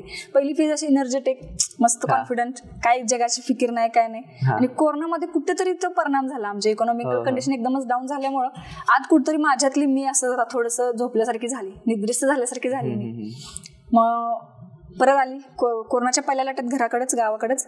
मग दुसऱ्या लाटेला गेलोच नाही मी गावाकडं. 21 साली नाही म्हटलं इथं थांबायचं. माझ्या मैत्रिणी होत्या त्या पण म्हटल्या नाही जायचं. आम्ही दोघी तिघं म्हणून रूम घेतली 21 साली. आणि मग त्यावेळी कोर्स लावला मी, कॉम्प्रिहेन्सिव्ह कोर्स. 1 वर्ष गेलं माझं प्रिपेरेटरी नंतर कोरोनामध्ये. मग 21-22 सालचा कॉम्प्रिहेन्सिव्ह कोर्स लावला. त्यामध्ये छान गेलं. मार्च-एप्रिल पर्यंत कोर्समध्ये जाणे, म्हणजे ऑनलाईन कोर्स लावला मी. मग ऑनलाईन कोर्सच्या वेळी पण गंमत अशी झाली की काही असतात म्हणजे कुठेतरी आमचा मी भोळेपणा म्हणू की मूर्खपणा मला माहित नाही, कारण माहितच नाही की असं काय असते. मी कन्सेशन घेतलं की आमचे असे डाऊन झालेले आणि सगळे मला पर्सनली ओळखत असल्यामुळं मला सगळ्यांनी खूपच छान सपोर्ट केला. म्हणजे मी आता सांगणार, मेन्शन करणार ताईंचा, रोहिणीताईंचा. मी रोहिणीताई म्हणजे असं कन्सेशन मागायला रुपाली त्यांच्याकडे कॉन्टॅक्ट केले आणि कन्सेशन दिलं पण मला. आणि भरघोस कन्सेशन दिलं. ऑनलाईन कोर्स केला कारण ऑफलाईन कोर्सची फी जास्त होती. म्हटलं इतकं पण आपण करू नये की ऑफलाईनला पण बसा आणि कन्सेशन पण घ्या, त्यापेक्षा ऑनलाईन कोर्स करू. मी इथंच असायची पण ऑनलाईन कोर्स घेतला. आणि मग 2 टप्पे होते, 20,000 फी भरायला लागली, 2 टप्पे होते, पण माझ्याकडे तेवढे पण पैसे नाहीत. 7,000 फी पहिल्या इन्स्टॉलमेंटची, 10,000 होती पहिल्या इन्स्टॉलमेंट, माझ्याकडे 7,000च होतं. मग जो भोळेपणा म्हणतोय मी तो असं झाला की माझे फ्रेंड्स इकॉनॉमिकल कंडिशन खूप छान, पण असं नाही का ती घेते मग मला का कन्सेशन नाही, माझा अर्ज तिनं कॉपी मारला, हा असा कॉपी मारला. मी काय अर्जात नमूद केलं होतं आणि माझ्या आत्मभावना होत्या त्या की असं मी ज्यावेळी सिलेक्ट होईल त्यावेळी मी माझी फी सगळी परत करेन, सिलेक्शन झालं माझी सगळी फी परत करेन, पण मला आता कन्सेशन देण्यात यावं. डिक्टो कॉपी मारला तिने अर्ज, आणि तो अर्ज पण इथं आला. शेवटी मला हे माहित नव्हतं तिने असं मारलं की त्याचा परिणाम काय होतोय, आपण म्हणजे नाही का ज्याचं खर्च आहे त्याला गरज, आपल्याला गरज आहे आपण आपल्या पुरतं आपलं काम करून घ्यावं, ही गोष्ट यावेळी माहित नव्हती. तिने तसा मारला, दुसऱ्या तिसऱ्याने तसा मारला, आणि नंतर मग ताईंकडून मला कळलं की सगळ्यांचेच तसे अर्ज येतात त्या लाईनवर, म्हणजे प्रणाली, आणि जे अगदी त्यांचं बरोबर होतं की कुणाला पुरणार आहे असं, जर प्रत्येकालाच कन्सेशन देत बसला, असणारे पण मागतायत आणि नसणारे पण मागतायत. म्हणजे मागणारी अशी होती की 12 एकर शेती, ट्रॅक्टर, विहीर अशी रईस मधली, आणि मी मात्र असे की आम्हीच 10,000ला आपण महागलो का. तर तिथं पण माझा कॉन्फिडन्स तिथे लूज झाला की आपण आता कुठल्या तोंडाने, आपलं इम्प्रेशन तर बॅड झालेलं नाही ना, की आता आपण कन्सेशन घेतलंय, पण कुठेतरी माझ्यावर सगळा भुर्दंड आला की मुद्दा म्हणून माझी हवा करण्यासाठी त्यांना सांगितलं असेल, असं त्यांच्या मनात आलं असेल तर मग असं डोक्यात आलं. पण त्यावेळी ताईंची मदत अशी झाली, म्हणजे माझ्याकडे पहिली इन्स्टॉलमेंटसाठी 7,000च आहेत आणि 3,000 10,000 नाहीत, मी 7,000 भरू शकतो. ताई म्हणल्या काहीच करू नको, पर्सनली कुणालाच सांगू नको, म्हणल्या 3,000 माझ्या अकाउंटवर ताईंनी पाठवले, बहीण ताईंनी. आणि खरंच मला असं वाटलं की मोठी बहीण, आणि म्हणजे बोलणारे सगळेच असतात, आपलं परिवार आहे, आपली माणसं आहेत, पण ऍक्च्युली खात्यावर 3,000 जमा करणारे हे खरंच परिवार सिद्ध झालं. आणि मला तिथं मी थोडं रडू आलं, सगळं झालं, पण मग पण केला की फाईट बॅक द्यायचं आपण, आपल्यासाठी युनिव्हर्स, आपली एवढी छान माणसं आहेत, आपल्या आजूबाजूला देव पण कुठल्या तरी रूपात आपल्याला द्यायला लागले, हात करायला लागले, ठीक आहे पाठीशी आहे. ते 3,000 मग पाठवले ताईंनी, आणि मग मी ते फ्युचर म्हणजे इन्स्टॉलमेंटच्या रूपात भरले, आणि तो कोर्स मग कंटिन्यू करत राहिले. आणि आपली अट्टीच आहे ना की कोर्स चांगला केला, कोर्स म्हणजे फीच्या भाषेत फी म्हणजे शुल्काच्या भाषेत शुल्क हे गौण आहे, परंतु सर्वात महत्वाचं शुल्क आहे की जो आहे तो कोर्स नीट करायला हवा, तो सिन्सिअरिटीने करायला हवा. आणि प्रणालीच्या निमित्ताने पुन्हा एकदा सांगतो की चाणक्य मंडल परिवाराने समाजाला हा दिलेला शब्द आहे, आपल्या प्रॉस्पेक्टस मध्ये दिलेला शब्द आहे की कोणालाही शुल्क भरता येत नाही म्हणून इथे प्रवेश नाकारला जात नाही.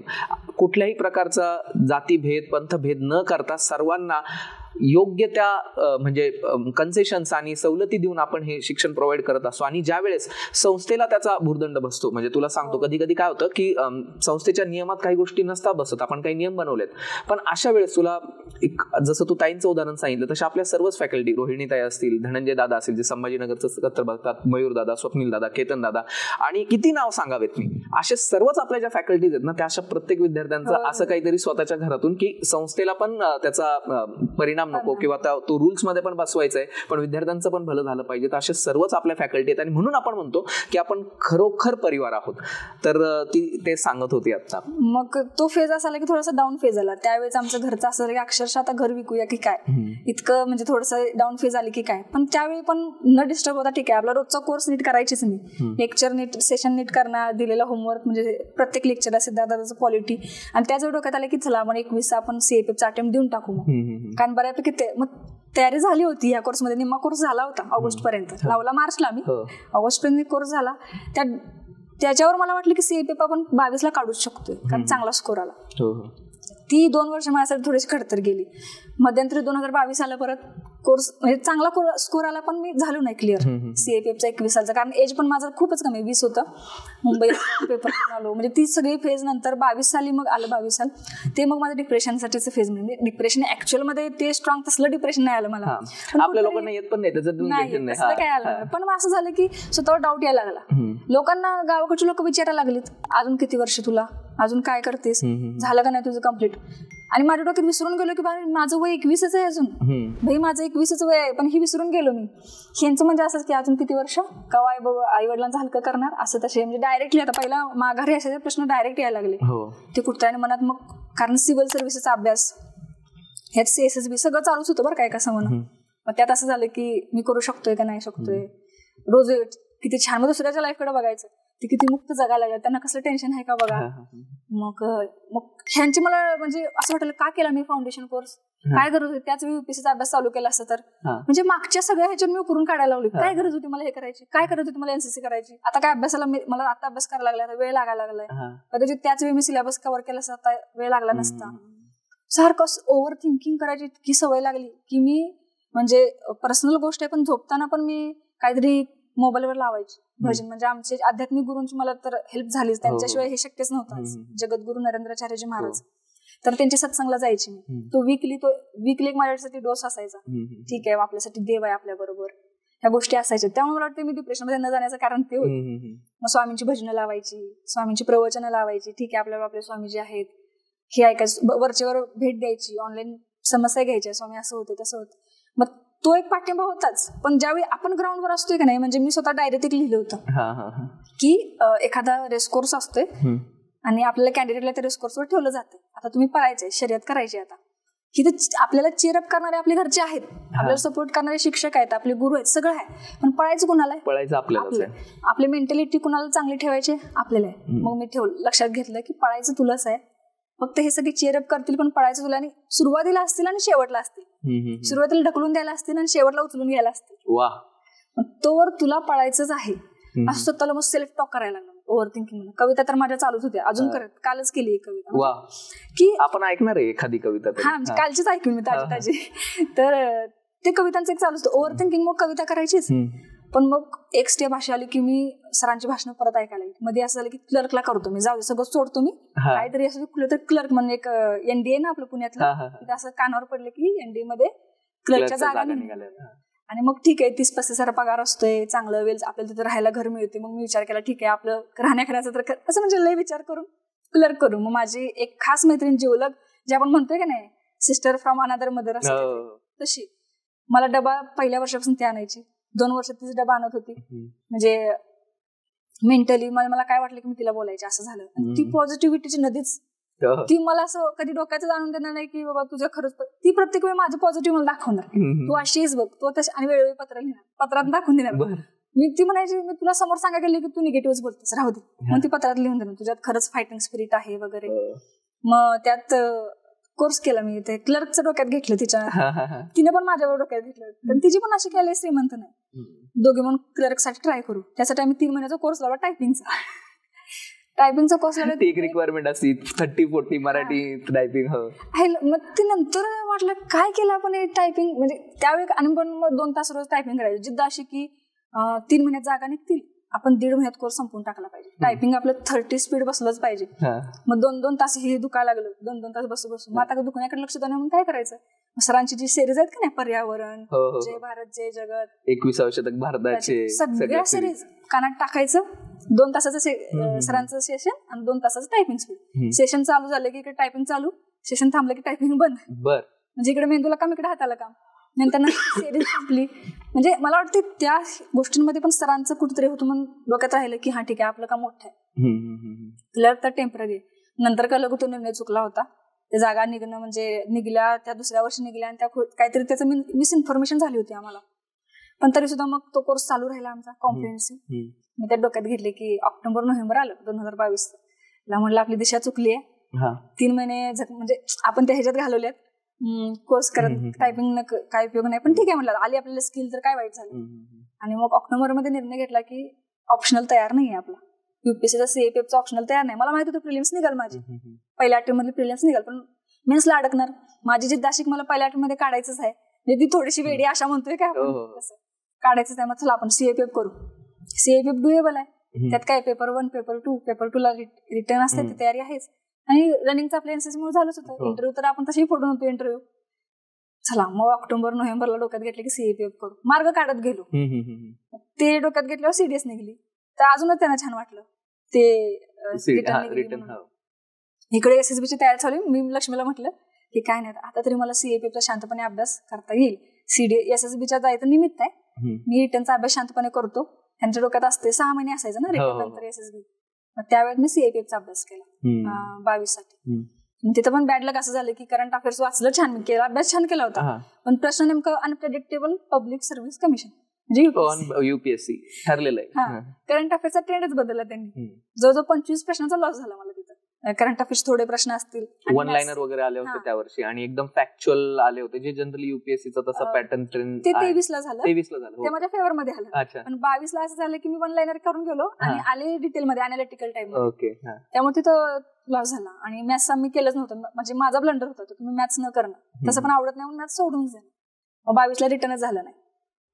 पण दुसरी सीडीएस क्लिअर होऊन बसलो.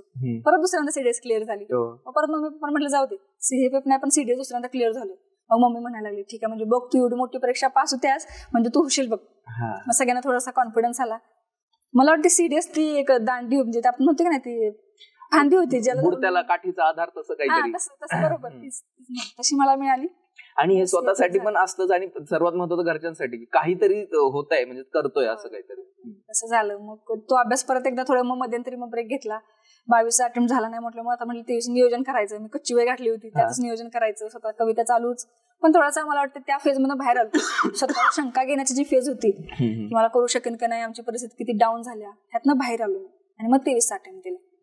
त्यामध्ये पण मला वाटते अटेम्प्ट ऑगस्ट मध्ये होता पेपर माझा आणि जुलै मध्ये मी मयूरदादाला भेटलो. ओके. मयूरदादाकडे आलो. मयूरदादा म्हणजे प्रचंड पॉझिटिव्हिटीचं भरलेला माणूस. सरांना काढावा आणि दादाला घालावा. नक्की असं आहे. मयूरदादा संग पर्सनल कॉन्टॅक्ट पण असायचाच मध्ये मध्ये, पण ते 1-2 वर्षाचे होतं ना विसरूनच गेलो की बाबा आपल्याला चाणक्य आहे. कारण ती कुठतरी डोक्यात होतं माझी इमेज तर खराब झाली का काय त्या एका फ्रेंडमुळे आणि कसं जावं आपण काय बोलावं.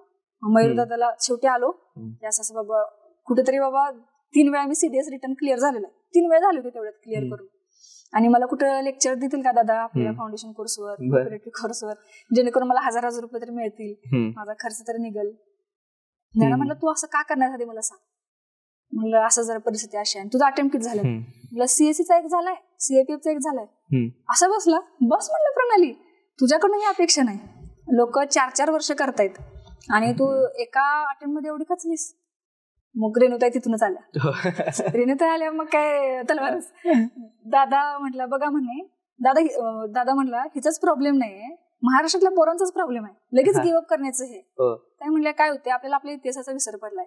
शिवाजी महाराजांचा आपण हे म्हणतोय त्यांच्याकडनं फायटिंग स्पिरिट शिकण्यासारखं आहे. म्हटलं तुझं फायटिंग स्पिरिटच कमी आहे आपल्याकडे. म्हटलं तो फायटिंग स्पिरिट शब्द जो तो फिट बसला त्यावेळी तो बसलाच. म्हणजे फिजिकलच्या वेळी बसला, इंटरव्ह्यूच्या वेळी बसला. दादा पण म्हटला तुझ्याकडनं ही अपेक्षा नाहीये, तू 4-4 इंटरव्ह्यू देणारे पोर आहेत आणि तू लगेच काय असं हे करू नको. तिथून मग मला वाटतं मी 1 तासभर आपल्या चाणक्याच्या वास्तूमध्येच असं गहन चिंतन केलं. मला सवय आहे अशी. कसं वाइब्स पण चांगल्या आहेत जागेचे. लय छान. कारण मला लयच भारी तर आले अजून सुद्धा मला भारी वाटत होतं. मग विचार केला काय नाही म्हटलं काय होईल ते लग्नच होणार आहे ना. आधी पण लग्न झालं असतं नंतर पण लग्नच होणार आहे. हे ऑप्शन मुलींकडे चांगलं असतं. काही नाही झालं तर लग्न यार. आधी भांडीच घासली असती. आता जर आधी कुठल्या तरी आडग्या नवऱ्याबरोबर भांडी घासली असती. आता जरा कोणतरी चांगला मिळेल. आपलं एज्युकेशन झालंय, एमए झालंय म्हटल्यावर जरा चांगला नवरा मिळेल. परिस्थिती तर सुधारल्या. आपलं कॅरेक्टर तर चांगलं आहे. आमची मम्मी म्हणायची तू भलेही पास नाही हो पण तुझं कॅरेक्टर चांगलं ठेव. जे वातावरण दूषित झालेलं तशा वातावरणात मिसळू नको. तर मम्मी म्हणायची मला की भलेही तू पास नाही झालीस तरी चालेल पण कॅरेक्टर तुझं चरित्र चांगलं ठेव. फक्त तुझं जे विचार आहेत ते बदलून देऊ नकोस. त्यामुळे वाटायचं ठीक आहे आपण भलेही नाही पास झालो तर काय होणार आहे, आपले विचार तर चांगले आहेत, आपले कॅरेक्टर तर चांगलं आहे. मला कोण असं तर म्हणजे नावं तर ठेवणार नाही कोण. पण मनात यायचं की ठीक आहे गावातली माझ्याकडे सगळ्यांच्या नजर असायच्या बघूया काय करते पुण्याला गेल्या. मी जर फेल होऊन गेलो किंवा चुकीचं काय वागलो तर बाकीच्या पोरींना पण त्यांच्या आईवडील शिकवणार पाठवणार नाही की बाबा तिनं काय दिवं लावलं जाऊ. खूप गहन आणि डीप विचार केलास खरं तर. तू एवढा विचार खरं तर कोणी करत नाही की माझ्या ऍक्टिंगमुळे बाकीच्यांना वगैरे. म्हणजे खरंच hats off to you. Thank you. पण ते यायचं मनात की मी जर काय केलं नाही तर त्या पोरींच्या शिक्षणावर त्यांच्या आईवडील काय तिने दिवं लावलं जाऊन करून तुला काय गरज आहे. कुठंतरी एखादी जी आशा ती पण मरून जाईल असं यायचं. आणि तसे आपले निंदक काही कमी नव्हते. म्हणजे ते निंदकांचे कृपा म्हणावे लागेल कुठेतरी माझ्यात पण आग झाली की इतके जवळचे नातेवाईक डायरेक्ट मला रेकॉर्डिंग सापडली अशी की ती चर्चा करतायत की काय ती गुण उधळली तर काय करणार आहे तुम्ही, तिनं काय कुठं गुण उधळले, तुमची लहान बहीण माझी आहे, ती लहान बहिणीचं कसं होईल ज्याचं त्याला माहित, तुमची परिस्थिती अशी, तिनं काय केलं तुम्ही कसं करणार दोघींचे लग्न. म्हणजे एक कॅज्युअल गावाकडचं जास्त आहे. पण मला जास्त की मला डायरेक्टला ऐकायला मिळालं ते जे माघारी बोलणं वेगळं, मला डायरेक्टला ऐकायला मिळालं. मग कुठेतरी अभ्यास करू नाही वाटला किंवा काय करू वाटलं कुणासारखी आता ही पोरपोरी म्हणजे कॉलेजमधल्या चला चहाला चला नाश्त्याला मी त्यांना होय पण म्हणायचे नाही पण म्हणायचे नाही. माझं आज लेक्चर आहे मी जाते. एनसीसीची पोरं जायला लागली माझं लेक्चर आहे मी जाते. सगळीकडे मी चाणक्याचं नाव टाकायची चाणक्यमध्ये लेक्चर आहे चाणक्यमध्ये लेक्चर आहे असं करून यायची. ती जाणीव लोक विचार करत असतील किती सत्र घेतात चाणक्यवाले असं. पर्यंत त्यांना पण कळू दे ना चाणक्यमध्ये काय असतं, लेक्चर असतात. मग ती जी डायरेक्ट ऐकायची ना मग त्यांचे शब्द, त्यामुळे असं वाटायचं की आपल्याला पर्यायच नाही केल्याशिवाय. मग छानपैकी 1 तास विचार केला, काही होणार नाही आपण हरलो तर, पण आपण फायटिंग स्पिरिट हाय ठेवलं पाहिजे. हा शब्द तिथं फिट्ट बसला शिक्का मारल्याने. गेलो, ऑगस्टमध्येच पेपर आला. दादाचा ताईंचं लक्षात ठेवलं. पेपरला पण 2 तास झोप झाली, म्हणजे रात्रभर झोप लागली नाही. उद्या पेपर आहे, हा जो होता झाला. आणि हे पहिल्यांदाच आयुष्यात काहीतरी अनुभव होतो तुम्ही असं. कधी पण ह्याच्या आधी असं झोपाला कधी, कारण मी लय झोप येते, म्हणजे मला झोपाला सगळी माझ्या जळते तशी, कसली झोपतेच म्हणून. त्या शांत रात्री झोप लागणे हे सुद्धा खूप चांगलं नाही, सुख आहे, खूप बऱ्याच लोकांना नाही येत. त्या रात्री असं झालं की मला झोपच लागला. मुंबईत एका नातेवाईकांकडे आणि पप्पा माझ्या बरोबर कायम असायचे, कुठल्याही पेपरला म्हणा, कधी फोन लावला म्हणा. मग 3 वाजेपर्यंत झोप नाही. आमच्या स्वामींचा मंत्र लावला मी फोनवर, मंत्र ऐकत ऐकत झोपलो. शेवटी मला झोप लागली 5ला आणि मी 6-7ला उठलो. तेवढ्या 2 तासाच्या झोपेवर मग डोक्यात यायला लागलं की विचार, आता 2 तासाच्या झोपेवर आपण पेपर कसा देणार आहे, अख्खा मेंदू कसा काम करेल, ब्रेन कसं होणार. पण शेवटी शब्द आठवले, फायटिंग स्पिरिट. काय होईल ते होईल. 125 प्रश्न आहेत ना, वाचलं समजलं तर उत्तर द्यायचं, नाही समजलं तर राहिलं, एवढं काय. आणि त्यावेळी मी ठरवलं होतं आता सीएबीएफ कडे बघायचं नाही, आता मोठी उडी घ्यायची, सिव्हिल सर्व्हिसेसच करायचं. जाऊ दे म्हणलं 1 वर्ष, कारण तयारी झाली. एज असतं, माझं एज काही लय नाहीये, वेळ लागतो या स्पर्धा परीक्षांना. म्हणजे माझं कुठतरी होतं ना, टॉप ऐकून असं झालं होतं का नाही, त्यांनी सगळं चांगलंच सांगतात तो त्यांच्या ह्याच्यात. मी कशा छान नोट्स काढल्या, माझं टाइम टेबल किती भारी होतं, माझं कसं नीट होत गेलं म्हणून मी टॉपर झालो, असं त्यांचं एक असते. ते ऐकून मला वाटलेलं आपलं तसं काहीच होत नाही, कोणी तर चुका सांगतच नाही ना, आपलं सगळं चुका, आपण टाइम टेबल नीट फॉलो होत नाही, आपला अभ्यास नीट होत नाही, असं सगळं मला माझ्यातलं निगेटिव्ह. मग नंतर मला कळलं की नाही, हे सगळ्यांच्या बरोबर होत असं, चुका सगळे करतात, वेळ सगळ्यांना लागतोय, माझं काय. मग मी रिटर्न दिली अशाच फायटिंग स्पिरिटनं. रिटर्न दिल्या, रिटर्न नंतर मग लगेच 1 महिन्यात रिझल्ट आला. त्यावेळी मी SSB भोपाळला होते. SSB त्यावेळी मी नेमकं इकडं असं झालं की SSBला स्क्रीनिंग झाले, आणि त्यावेळी मला पहिली SSBला स्क्रीन आउट होतो प्रयागराजच्या SSBला, आणि नंतर इकडे स्क्रीनिंग झालं आणि कळलं की आमचे चुलते वारले. पण 4 दिवस फोन नव्हतं आपल्याकडं, काय नसते, त्यामुळे पर्याय पण नव्हता. आत गेल्यावर बाहेर आल्यावर कळलं मला की वारलं तसं, पण मनावर काहीच परिणाम घेतला नाही. आणि त्याच वेळी रिझल्ट काला रिटर्न क्लिअर आहे, म्हणजे दुःख हे सगळं एकत्रच.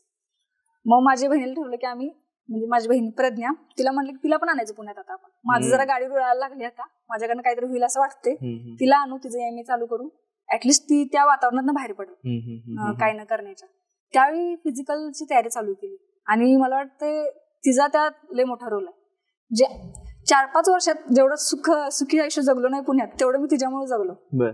भात, भाजी, आमटी हे एकत्र मी कधी जेवलो नाही पुण्यात. किंवा ते भाजी चपातीच घ्यायची, मेसला सुद्धा भाजी चपातीच घ्यायची, भात कधी घ्यायचं नाही. किंवा मग पातळ भाजी भात असलं कधी, ती असल्यामुळे तिनं भाजी भात चपाती अंडी, माझे जे काय प्रोटीन्स हे ती सगळं करायला लागली.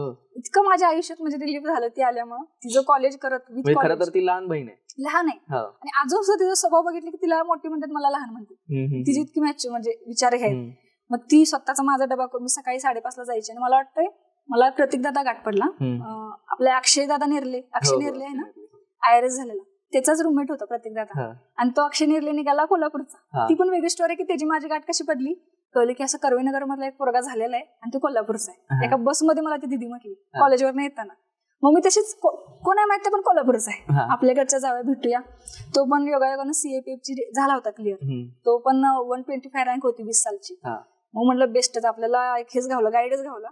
तो आणि प्रतीक दादा दोघांनी म्हणून मला गाईड चालू केलं. रिटर्न क्लिअर झाली, प्रतीक दादाला बोलायची मी असं रिटर्न हे ते. मग दादा म्हटलं, मी म्हटलं तर फिजिकल चालू झालंय दादा. दादा म्हटलं ठीक आहे, आता त्या ग्राउंड लावून, त्यांनी जिथं लावलेलं तिथं आगाशी ग्राउंड आहे आपल्या पुण्यात, तिथं स्वारगेट जवळ लाव म्हटलं. मग मी बसला जायला लागली आगाशीला, म्हणजे मी रनिंग व्हायचं 1.5 तास आणि प्रवास व्हायचा 3 तासाचा. पुढेच काय म्हणला, ह्यासाठी पोरं तरसतात, तू गाडी आण गावाकडनं. गाडी आमची पॅशन, हिरो होंडा गिअरची गाडी चालते, मी चालवायची ती. पप्पाने मला द्या पाठवून, गाडी घेऊन आलो. मला वाटते आमच्या अख्ख्या बॅच मध्ये 15-16 जण पोरं होतो आम्ही, त्यात एकटीच मी मुलगी. पण कधीच मी असं डोक्यात घेतलं नाही की ती पोरं आहेत, मी तू पण सोल्जर आहेस, मी पण सोल्जर आहे, तू पण ऑफिसर होणार आहेस, मी पण ऑफिसर होणार आहे.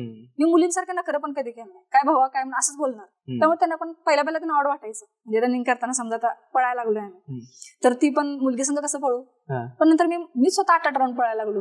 ते 4 राऊंड पळायचे, मी 8 राऊंड पळायची. मग त्यांना वाटायचं आपल्यापेक्षा कष्टाळू आहे, म्हणजे पुरींसारखे पुरी, म्हणजे मी त्यांना पॉइंट आउट नाही करणार, पण चुकतोय कुठं की ते दाखवायला बघतात स्वतःच्या मिळमिळीत आम्ही असं वीक असं काही हा म्हणजे दाखवायला म्हणजे कसं मुलगीचं ते अदाकारी टाईप मध्ये उगाच मुलगी असण्याचं हे करायचं काय नसतं. तुम्ही माणूसच असताय, एक मानवच असताय, कशाला उगाच मग ते जेंडर मध्ये आणायचं.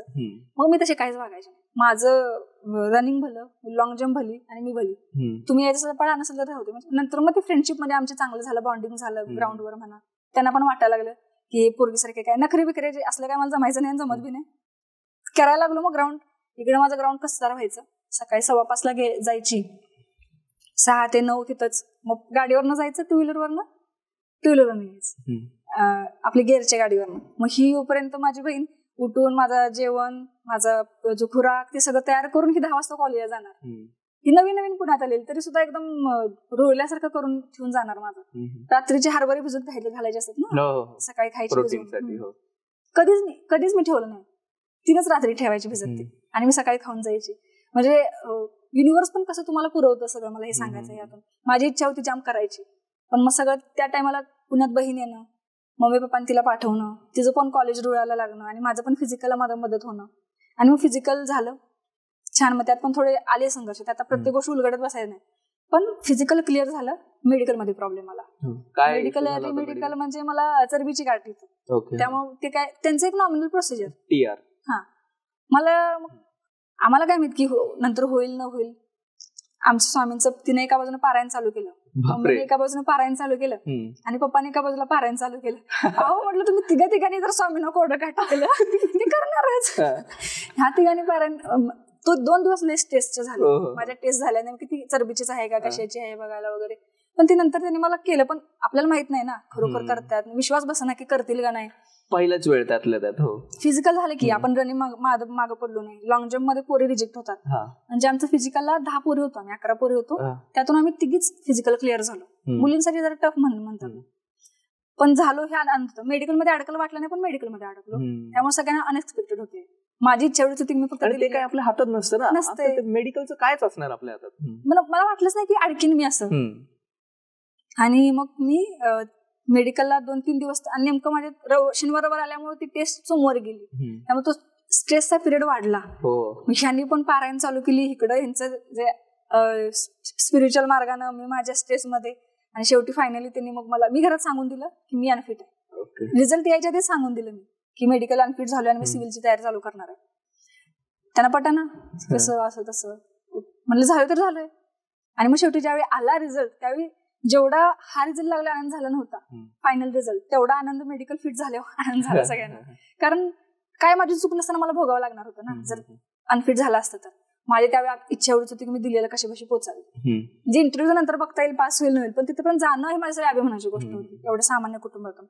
मग झालं, मेडिकली फिट झालो, इंटरव्ह्यूचं चालू झालं माझं. आणि मग दिल्लीला पहिली वारी झाली. पहिली म्हणजे तू पहिलं प्रपोजल करायला आपल्या म्हणजे माझ्या पहिल्या प्रेमाला प्रपोज करायला दिल्लीला गेली. मी स्वप्नामध्ये नोट्स काढली. त्यात मध्यंतरी मग मला माझ्या लक्ष्मीची परत मला मैत्रिणीची साथ मिळाली. प्रज्ञाची परीक्षा संपली होती, घरी गेली. 1.5 महिने मग आम्ही रूम मध्ये मी एकटीच. मग रूमची भांडणं म्हणून आम्ही रूम वेगळी घेतली होती. बहिणीने मी माझ्यात एक 1 RK घेतला होता. ती गावाला गेल्यामुळे मी एकटी, मला झोपायचं नाही, ती 1.5 महिना माझ्याजवळ झोपाय आली. म्हणजे राहायलाच माझ्या बरोबर आली अक्षरशः. त्यामुळे तिच्याबरोबर इंटरव्ह्यूचं हे जे असं असतं ना की त्या अर्ध्या तासात त्यांनी आपलं सगळं चेक करतात, म्हणजे सायकोलॉजी, बोलणं, हे ते अर्ध्या तासात त्यांचा एवढा एक्सपर्टाईज असतो. मग मी मनापासून पॉझिटिव्ह राहणं गरजेचं होतं. त्यावेळी तिने 1.5 महिन्यात मला ते पॉझिटिव्ह ठेवलं. आणि इंग्लिश थोडी असल्यामुळे मी तयारी दोन्हींची केली, हिंदीमध्ये पण बोलणार आणि इंग्लिशमध्ये पण. मी बघितले तुझे मॉक इंटरव्ह्यू मध्ये पण तू असं स्पष्टपणे आधी अत्यंत कॉन्फिडंटली सांगते की मला हे चांगल्या पद्धतीने हिंदीत सांगता येईल, आणि तू हिंदीत पण खूप चांगल्या पद्धतीने एक्सप्लेन केलंस. तर बघितलंय मी ते. तिच्यामुळे ती केवीला असल्यामुळे तिची हिंदी परफेक्ट. मग तिच्याबरोबर मी हिंदीत प्रॅक्टिस करायची, इंग्लिश हिंदी दोन्हीची प्रॅक्टिस करायची, जेणेकरून आपल्याला हिंदीमध्ये नाहीच परमिशन दिली तर इंग्लिशमध्ये पण थोडंफार बोलता यावं, म्हणजे येतेच पण प्रॅक्टिस असावी म्हणून इंग्लिशमध्ये पण तिच्याबरोबर प्रॅक्टिस केली, हिंदीमध्ये पण केली. पण मग नंतर त्याच वेळी माझा तो भाषेचा पण थोडा न्यूनगंड गळून पडला की काही नसते. एक ऑल इंडिया रँक 16 होते कान्हा जोशी म्हणून, त्यांनी पण हिंदीमध्ये इंटरव्ह्यू दिला होता आणि त्यांना पण चांगले 116 मार्क्स होते. म्हणलं ठीक आहे, म्हणजे आपण हिंदी चांगली बोललो तर होऊ शकते.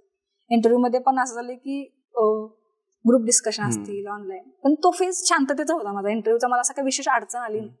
इंटरव्ह्यू मध्ये गेलो, त्या दिवशीची गंमत वेगळीच.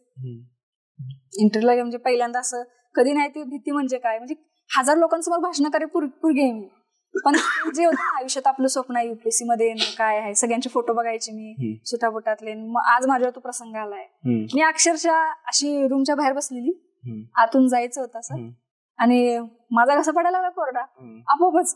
ते शिपायला म्हटलं सर पाणी चाहिए, तिला ऐकूच जाईना पाणी चाहिए, हा ठीक आहे. तो असंच बसलाय. मला वाटलं आणून देईल. म्हटलं सर अभी कितना टाइम बचा है मेरे इंटरव्यू के लिए. तर म्हणले 5 मिनिट. 5 मिनिट म्हटलं माझे श्वासच वाढले. तो कूलर येतो, तो कूलर मध्ये पाणी नाही, गरमच हवा माझ्या चेहऱ्यावर. आणि दिल्लीची हवा वेगळीच होती एअरप्लेन. मग ते झालं, तिने पाणी नंतर वरून सांगितलं, पाणी आणून दिलं. आता म्हणलं माझं काही खरं नाही, 5 मिनिटात मला पहिला नंबर माझाच इंटरव्ह्यूचा. आता म्हणलं बकऱ्याचा बळी जाणार आहे, काही व्हायचं ते होते. तिथं बसल्या स्वामी वाचवा असं हात जोडून मी आत गेलो. आणि ते नेमकं युपीएससीच्या एका मेंबरनं बघितलं. ते पण एंटर करताना मी असं करायला आणि त्याने एंटर करताना बघायला. पहिला प्रश्न तोच, काय what were you doing sitting outside. मग सांगितलं ते की I was praying my God. आणि म्हणजे सर इंग्लिश मध्ये जरा सांगितलं की माझ्या देवाला प्रार्थना केली आणि प्राणायाम केले थोडे. कारण सर म्हणायचे ना की ज्यावेळी स्ट्रेस असतो त्यावेळी तुम्ही असे योगा केला, बोटावर असं ठेवलं आणि ब्रिदिंग करायला लागलं तरी सुद्धा तिथं काम डाऊन होता तुम्ही. आणि हे प्रत्येक वेळी मी करायचे. कोण बघतंय माझ्याकडं, परीक्षेच्या हॉलमध्ये पण बऱ्याच वेळा कसं असतं, मला सगळे बघतात, मी कसं प्राणायाम करू, काही नाही, मी करायचे. कारण सरांचे ते शब्द आठवायचेच त्यावेळी, करायचं. ते केलं. मग त्याने ठीक आहे म्हटलं. मग मी हिंदीमध्ये परमिशन मागून पुढे हिंदीमध्ये कंटिन्यू केलं. बरेच प्रश्न चांगले आले, माझ्या फेवरमध्ये महत्वाचे आले. आणि उत्तर काय मी अशी भारी भारी दिली नाही, जी कॅज्युअल होती तीच उत्तरं दिली. इनफॅक्ट खरं होतं ते एकदम. मला असं वाटलंच नाही की मी काहीतरी रंगवून सांगावं. काय सांगण्यासारखं नव्हतंच माझ्या रंगवून सांगण्यासारखं. जे आहे तर माझा डॅफ सांगतच होता त्यांना. फॉर्म मध्ये बऱ्याच मी चाणक्यमध्ये गणेश फेस्टिवलचं लिहिलं होतं, चाणक्यमध्ये केलेलं OMPचं लिहिलं होतं. OMP म्हणजे आउटडोर मॅनेजमेंट प्रोग्राम, ते लिहिलं होतं. परत NCC मध्ये मला रायफल शूटिंग मध्ये गोल्ड मेडल होतं, ते पण लिहिलं होतं. त्यांना दिसतच होतं बाबा सोल्जर पर्सनॅलिटी आहे तर आहे. मग मला वेगळं दाखवायची गरज नाही, जसं आहे तसं आहे. कारण तो फायटिंग स्पिरिट शब्द त्यावेळी सुद्धा माझ्या लक्षात होता. मयूरदादांनी एक शब्द बोलला तो डोक्यातच बसलाय. त्यावेळी अशी माझी कंडिशन होती ना की काय सांगाल ते मला फक्त सांगा कोणतरी, मला काहीतरी दिशा द्या. मी म्हणजे अशी रिकामी होती. तेवढंच घेऊन लक्ष ठेवलं. आणि मला पटलं होतं मनापासून की काय होणार आहे. शिवाजी महाराजांनी एवढे एका वेळ अशी होती की सगळे किल्ले त्यांच्या हातून गेले होते, तसं तर आपल्या हातून काही गेलेलं नाहीये. वेळ आहे, आपल्याला करायची जिद्द आहे, करूया. मग ते गेलो, झाला इंटरव्ह्यू पण छान झाला. पण बाहेर आल्यावर कुठेतरी समाधान नव्हतं मनाला, की पाहिजे तसा गेला नाही. मी जसं दुसऱ्याचं बघतोय, स्वप्न बघितलं होतं असं फ्लुएंट बोलणार वगैरे, तिथे 1-2 ठिकाणी अडकलो होतो बोलताना. मी लय भारी गेलं नाही. पण त्याच्या आधी सरांची भेट घेतली होती मी. इंटरव्ह्यूच्या आधी स्वप्नील दादाशी बोलून सरांची भेट घेतलेली आणि सरांना हा प्रश्न विचारला होता मी 1 to 1 नाही का. सर म्हटलं मी बोलताना कधी कधी अडकतोय, म्हटलं माझ्या मेंदूमध्ये लय काय काय सांगायचं असते आणि त्यामुळे एकदम स्टक होते, कुठनं सांगू, त्याचा परिणाम काय मार्कावर होईल का. सर म्हटले नाही, त्याचा परिणाम मार्कावर होणार नाही, पण तू अडकलीस म्हणून पुढच्या प्रश्नावर जर त्याचा परिणाम झाला, पुढचं उत्तर देताना परत तू अडकलीस कारण मागचं अडकलंय आणि त्याच्या ओव्हरथिंक करून जर पुढचं पण अडकायला लागलीस, डिप्रेशन मध्ये तिथंच गेलीस, चेहऱ्यावरचे भाव बदलले तर मार्क कट होणार. तेवढंच लक्षात ठेवलं होतं की जरी चुकलं, अडकलं तरी सॉरी, नाही आलं तर सॉरी म्हणायचं, अडकलं तरी थोडासा समय चाहिए म्हणायचं, येत नसलं तरी सॉरी म्हणायचं. सरांची भेट ती मला वाटतं टर्निंग पॉईंट होती. कारण मॉक इंटरव्ह्यू मध्ये कधीच पाय थरथरले नव्हते बरं, पण सरांसंग 1 to 1 नॉर्मल कॅज्युअल टॉक करताना पाय थरथरत होते माझे. मग मला अंदाज येऊन गेला सरांसंग अशीच माणसं तिथे असणार आहेत, असेच पाय तिथं थरथरणार आहेत असं समजायचं. सरच बसले तिथं. मेंटली तिथं पण माझी प्रिपेअर झालो जरा, आणि सगळं वेल डन करून थोडंसं स्वामींचं पण प्रार्थना करून हे सगळं तिथं जाऊन इंटरव्ह्यू देऊन आलो. परत रिझल्टचा तो ट्रॉमाच झाला मला. मग परत कुठेही जा, दुकानला चाललं तरी आठवणार ह्या उत्तराचं असं द्यायला पाहिजे होतं काय. आणि त्यात गंमत अशी झाली की शेवटच्या प्रश्नाला एक मॅडम होते, लेडी मेंबर होता, आणि इथं चेअरमॅन, इथं लेडी मेंबर. आणि लेडी मेंबरनी त्यांचं मी उत्तर दिल्यानंतर अशा आयब्रोज थोड्याशा उंचावल्या. नेमकं मला कळलं आयब्रोज का उंचावल्या आहे. आणि त्याच्यानंतर एकच प्रश्न चेअरमॅननी विचारून एंड केला इंटरव्ह्यू. मला वाटलं की एकतर संपवा म्हणून आयब्रोज उंचावले असतील, किंवा एकतर भारी कॅन्डिडेट म्हणून उंचावले असतील, किंवा एक काही पण बोलायला म्हणून उंचावले असतील. मम्मी घरात सगळ्यांना सांगितलं आयब्रो उंचावल्या बघा म्हणलं त्यांनी. नंतर बघूया आता तू सिलेक्ट झालीस तर चांगल्याने उंचावल्यात, नाही झालीस तर नाही, मार्कावरनं कळलंच, असं तसं चर्चा व्हायला लागली. पण प्रत्येक प्रश्नाचा ट्रॉमा असा की हे उत्तर दिलं तर चुकलंच वाटतं माझं, हे असं दिलं असतं बरं झालं असतं, त्यांना काय वाटलं असेल मी उत्तर दिलं असं. ती कंटिन्यू 15 दिवस अभ्यासच झाला नाही माझा. फोन घेऊन बसणे, रील्स बघणे, कुठल्या तरी मूवीज बघणे, असं गोष्टी व्हायला लागल्या. आणि एवढं माहित होतं की जोपर्यंत फायनल लिस्ट मध्ये नाव येत नाही तोवर आपण अभ्यास थांबवायचा नाही. रिटर्न 2 महिन्यावर पुढचे आहे ना माझा विचार असा ट्रोमामध्ये. एकच महिना राहिला आता तर. आणि मग परत मी माझी कच्ची वही घेऊन बसलो, सगळं नियोजन केलं, तारीखवार हे सगळं. 5 तारखेला रिझल्ट लागला. 4 तारखेला मी सगळं स्वतःचा सेल्फ टॉक वहीवर लिहून काढला कंटाळून. आता मी चांगला विचार करतोय पॉझिटिव्हली, आणि तासाभरानं पुन्हा माझंच मन खाते मला होईल का नाही झालं तर काय. आदल्या दिवशी रिझल्टच्या मी 28 वर्षापर्यंत नियोजन केलं होतं माझं आज वय 23 आहे, पण त्यावेळी नाही झालं. पुढच्या वर्षी समजा पुढच्या वेळी लांबोडी चुकली, मग सिव्हिल करणार, मग सिव्हिल मध्ये मेन्स राहिली, सिव्हिल मध्ये म्हणजे असं नियोजन करून जाऊ 30व्या वर्षी तरी होईल का नाही, पंचवार्षिक प्लॅन असं तयार करून ठेवलं मी, वहीत लिहून काढलं काय करायचं कसं करायचं. मग स्वतःला सांगून ठेवलं वहीत, तुझा स्वतःवर विश्वास ठेव, फायटिंग स्पिरिट हाय ठेव, तुझं काही नुकसान होणार नाही, तुझ्या आयुष्यात सगळं चांगलं होणार आहे, असं लिहून काढलं. आणि योगायोगानं दुसऱ्या 5 तारखेला मग रिझल्ट झाला समोर. असं ते हे झालं. आता रिझल्ट लागलेला आहे. आता म्हणजे मला खरंच विचारायचं, पहिली 2-3 गोष्टी या पूर्ण प्रवासामध्ये. एक मुलगी म्हटली की 21-22 वर्ष झालं, त्यातल्या त्यात आपण ज्या प्रकारच्या परिवारातून येतो, गावाकडून येतो, 21 वर्ष म्हणजे मुलीचं लग्नाचं वय किंवा समाजात तसे तसं काही प्रेशर होतं का? प्रेशर तर मला 10वीला असल्यापासून म्हणजे इतके की आमच्या 10वीला असताना मी सगळ्यांना माहिती तुम्ही हुशार आहे, आमची परिस्थिती डाऊन असल्यामुळे एक श्रीमंत नातेवाईक काय म्हणले की आम्ही शिकवतो मुलींना, ते करतो, त्यांचा काय हेतू वाईट नव्हता, पण एक रीतच आहे ना समाजाची, शिकवतो मुलींना. असं झालं शेवटी. समाज पण म्हणजे बाकीचे नातेवाईक नाही, चांगलं आहे घरात दे जा, चांगलं होईल पोरगीचं, इतक्यापर्यंत आलं की तू नाही दिलीस मुलीला तर, म्हणजे आमच्या मुलगीला नाही दिलीस तर तुला सगळ्यांनी वाईट टाकू, म्हणजे तुझ्या घरला येणार कोण नाही इतकं. आणि त्या आमचे पप्पा स्ट्रॉंगली खडे म्हणजे उभे राहिले. मी आणि स्वामीजींकडे गेलो, आम्ही स्वामी गुरुजींच्याकडे गेलो, म्हणले की स्वामी असं नाही म्हणले, लग्न झालं की शिक्षण होत नाही म्हणून सांगा. त्या शब्दांनी पप्पांना बळ दिले, आणि पप्पा आणि मम्मी एका बाजूला आणि अख्खे नातेवाईक एका बाजूला. ती टक्कर अजून सुद्धा चालू आहे, अजून सुद्धा. आणि त्याचं काय म्हणजे तिने काय त्याचा इश्यू पण केला नाही, मला माझ्यापर्यंत पोहोचवल्या पण नाहीत गोष्टी. आणि माझा भाऊ पण, लहान भाऊ असून सुद्धा प्रत्येक वेळी पप्पांना म्हणजे इकॉनॉमिकल काय डाऊन झाला की तो म्हणजे मध्यंतरी मी नेट क्लिअर झालो, प्लॅन बी म्हणून मी प्रोफेसर ठरवलं होतं. एमए झाल्यावर नेट क्लिअर झाल्यावर मी विचार केला ह्या इंटरव्ह्यूच्या आधी बरं का, चुकून फायनल मध्ये नाही झालं तर आपण जॉईन होऊ कुठे प्रोफेसरला म्हणून. त्यासाठी 2 ठिकाणी इंटरव्ह्यू पण दिले. तर तो चिडला, कशाला करायलास म्हणला, तुला 30,000 पगार कुठं पुरणार आहे, आणि आयुष्यभर तुला म्हणजे त्यासाठी तुला पाठवलेलंच नाही पुण्यात, मी तर पप्पांना सपोर्ट करतो, तू काय नोकरी करू नकोस. लहान भाऊ असून एवढं सांगायला लागला, आणि त्याला बऱ्याच गोष्टी त्यानं मला हे केलं की कितवे ते हा लहान भाऊ म्हणजे तो SY ला येतात. बरं. आणि तो 10वी पासून पप्पांना सपोर्ट करतो. आमचा छोटा म्हणजे पप्पा डोअर टू डोअर जाऊन वस्तू विकतात, असं नाही का, घरगुती उपकरणं. तर पप्पांच्या मी जातोय की तू कशाला करतेस. लहान भाऊ जर मला म्हणजे माझ्या पप्पांचा सपोर्ट आहे, मम्मीचा आहे, बहिणीचा आहे, तर लहान भावाचा पण आहे, तर मी मागं का पडावं. कुठेतरी ते येऊन गेलं, तर नाही म्हणलं ती असिस्टंट प्रोफेसर बी कॅन्सल, हेच करायचं आणि 1 वर्ष डेडिकेटली करू. पण मग योगायोगाने रिझल्ट पण लागला. आणि ते वातावरण जे लग्नाचं म्हणताय ना, ते त्याच्या असेल सगळ्या असतं, त्याचा परिणाम तुझ्या म्हणजे ऍक्च्युअली काय झालं ते होतं, पण तुझा पूर्ण परिवार एक ढाल बनून तुझ्या समोर उभं राहिला की ते तुझ्यापर्यंत पोहोचूच दिलं नाही. खूप म्हणजे त्यांचं खूप महान म्हणजे हा निकाल लागल्याच्या नंतर मी म्हणतो ही तुझी एकट्याची नाही, तुझ्या पूर्ण परिवाराची त्याच्यामध्ये जीत आहे. म्हणजे तुझे आई वडील असतील काय असतील, तर तो घटना आठवते म्हणजे तुझा निकाल लागलाय, वडिलांना फोन केला असेल किंवा भेटली जे काय असेल, तो ती घटना कशी होती. आणि माझा अनुभव असा आहे, ज्यावेळी खुशखबर द्यायची असते त्यावेळी कोणच फोन उचलत नाही. अरे यार माझ्या रिटर्नच्या वेळी तसं झालं होतं, कोणाचा फोन लगेच लागला नव्हता. माझ्या PET ज्यावेळी क्लिअर झालं त्यावेळी पण लागला नव्हता, आणि आता इंटरव्ह्यूच्या वेळी पण पहिला फोन लावायचा मम्मीचा फोन बिझी, पप्पा फोन उचलत नाहीत, एरवी तरी लगेच उचलणार, पप्पा पण त्या दिवशी फोन उचलत नव्हते, ते दोघं पण एका पूजेला बसले होते त्यामुळं. आणि प्रसाद म्हणजे भाऊ, त्याचा पण बहिणांनी मी एकत्र इकडे होतो ना, आणि त्याचा पण फोन त्याच्या मित्रानं उचलला, त्याचा फोन त्याच्या मित्रानं उचलला, तो पण भावासारखाच.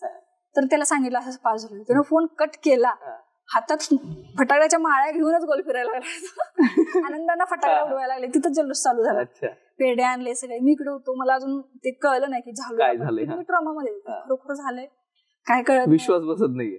तिथनं पुढे अजून आता तर मला बसायला लागलाय, लोक बोलतायत झालीस म्हणून, तर अजून बसतच नव्हता विश्वास काय असते ते.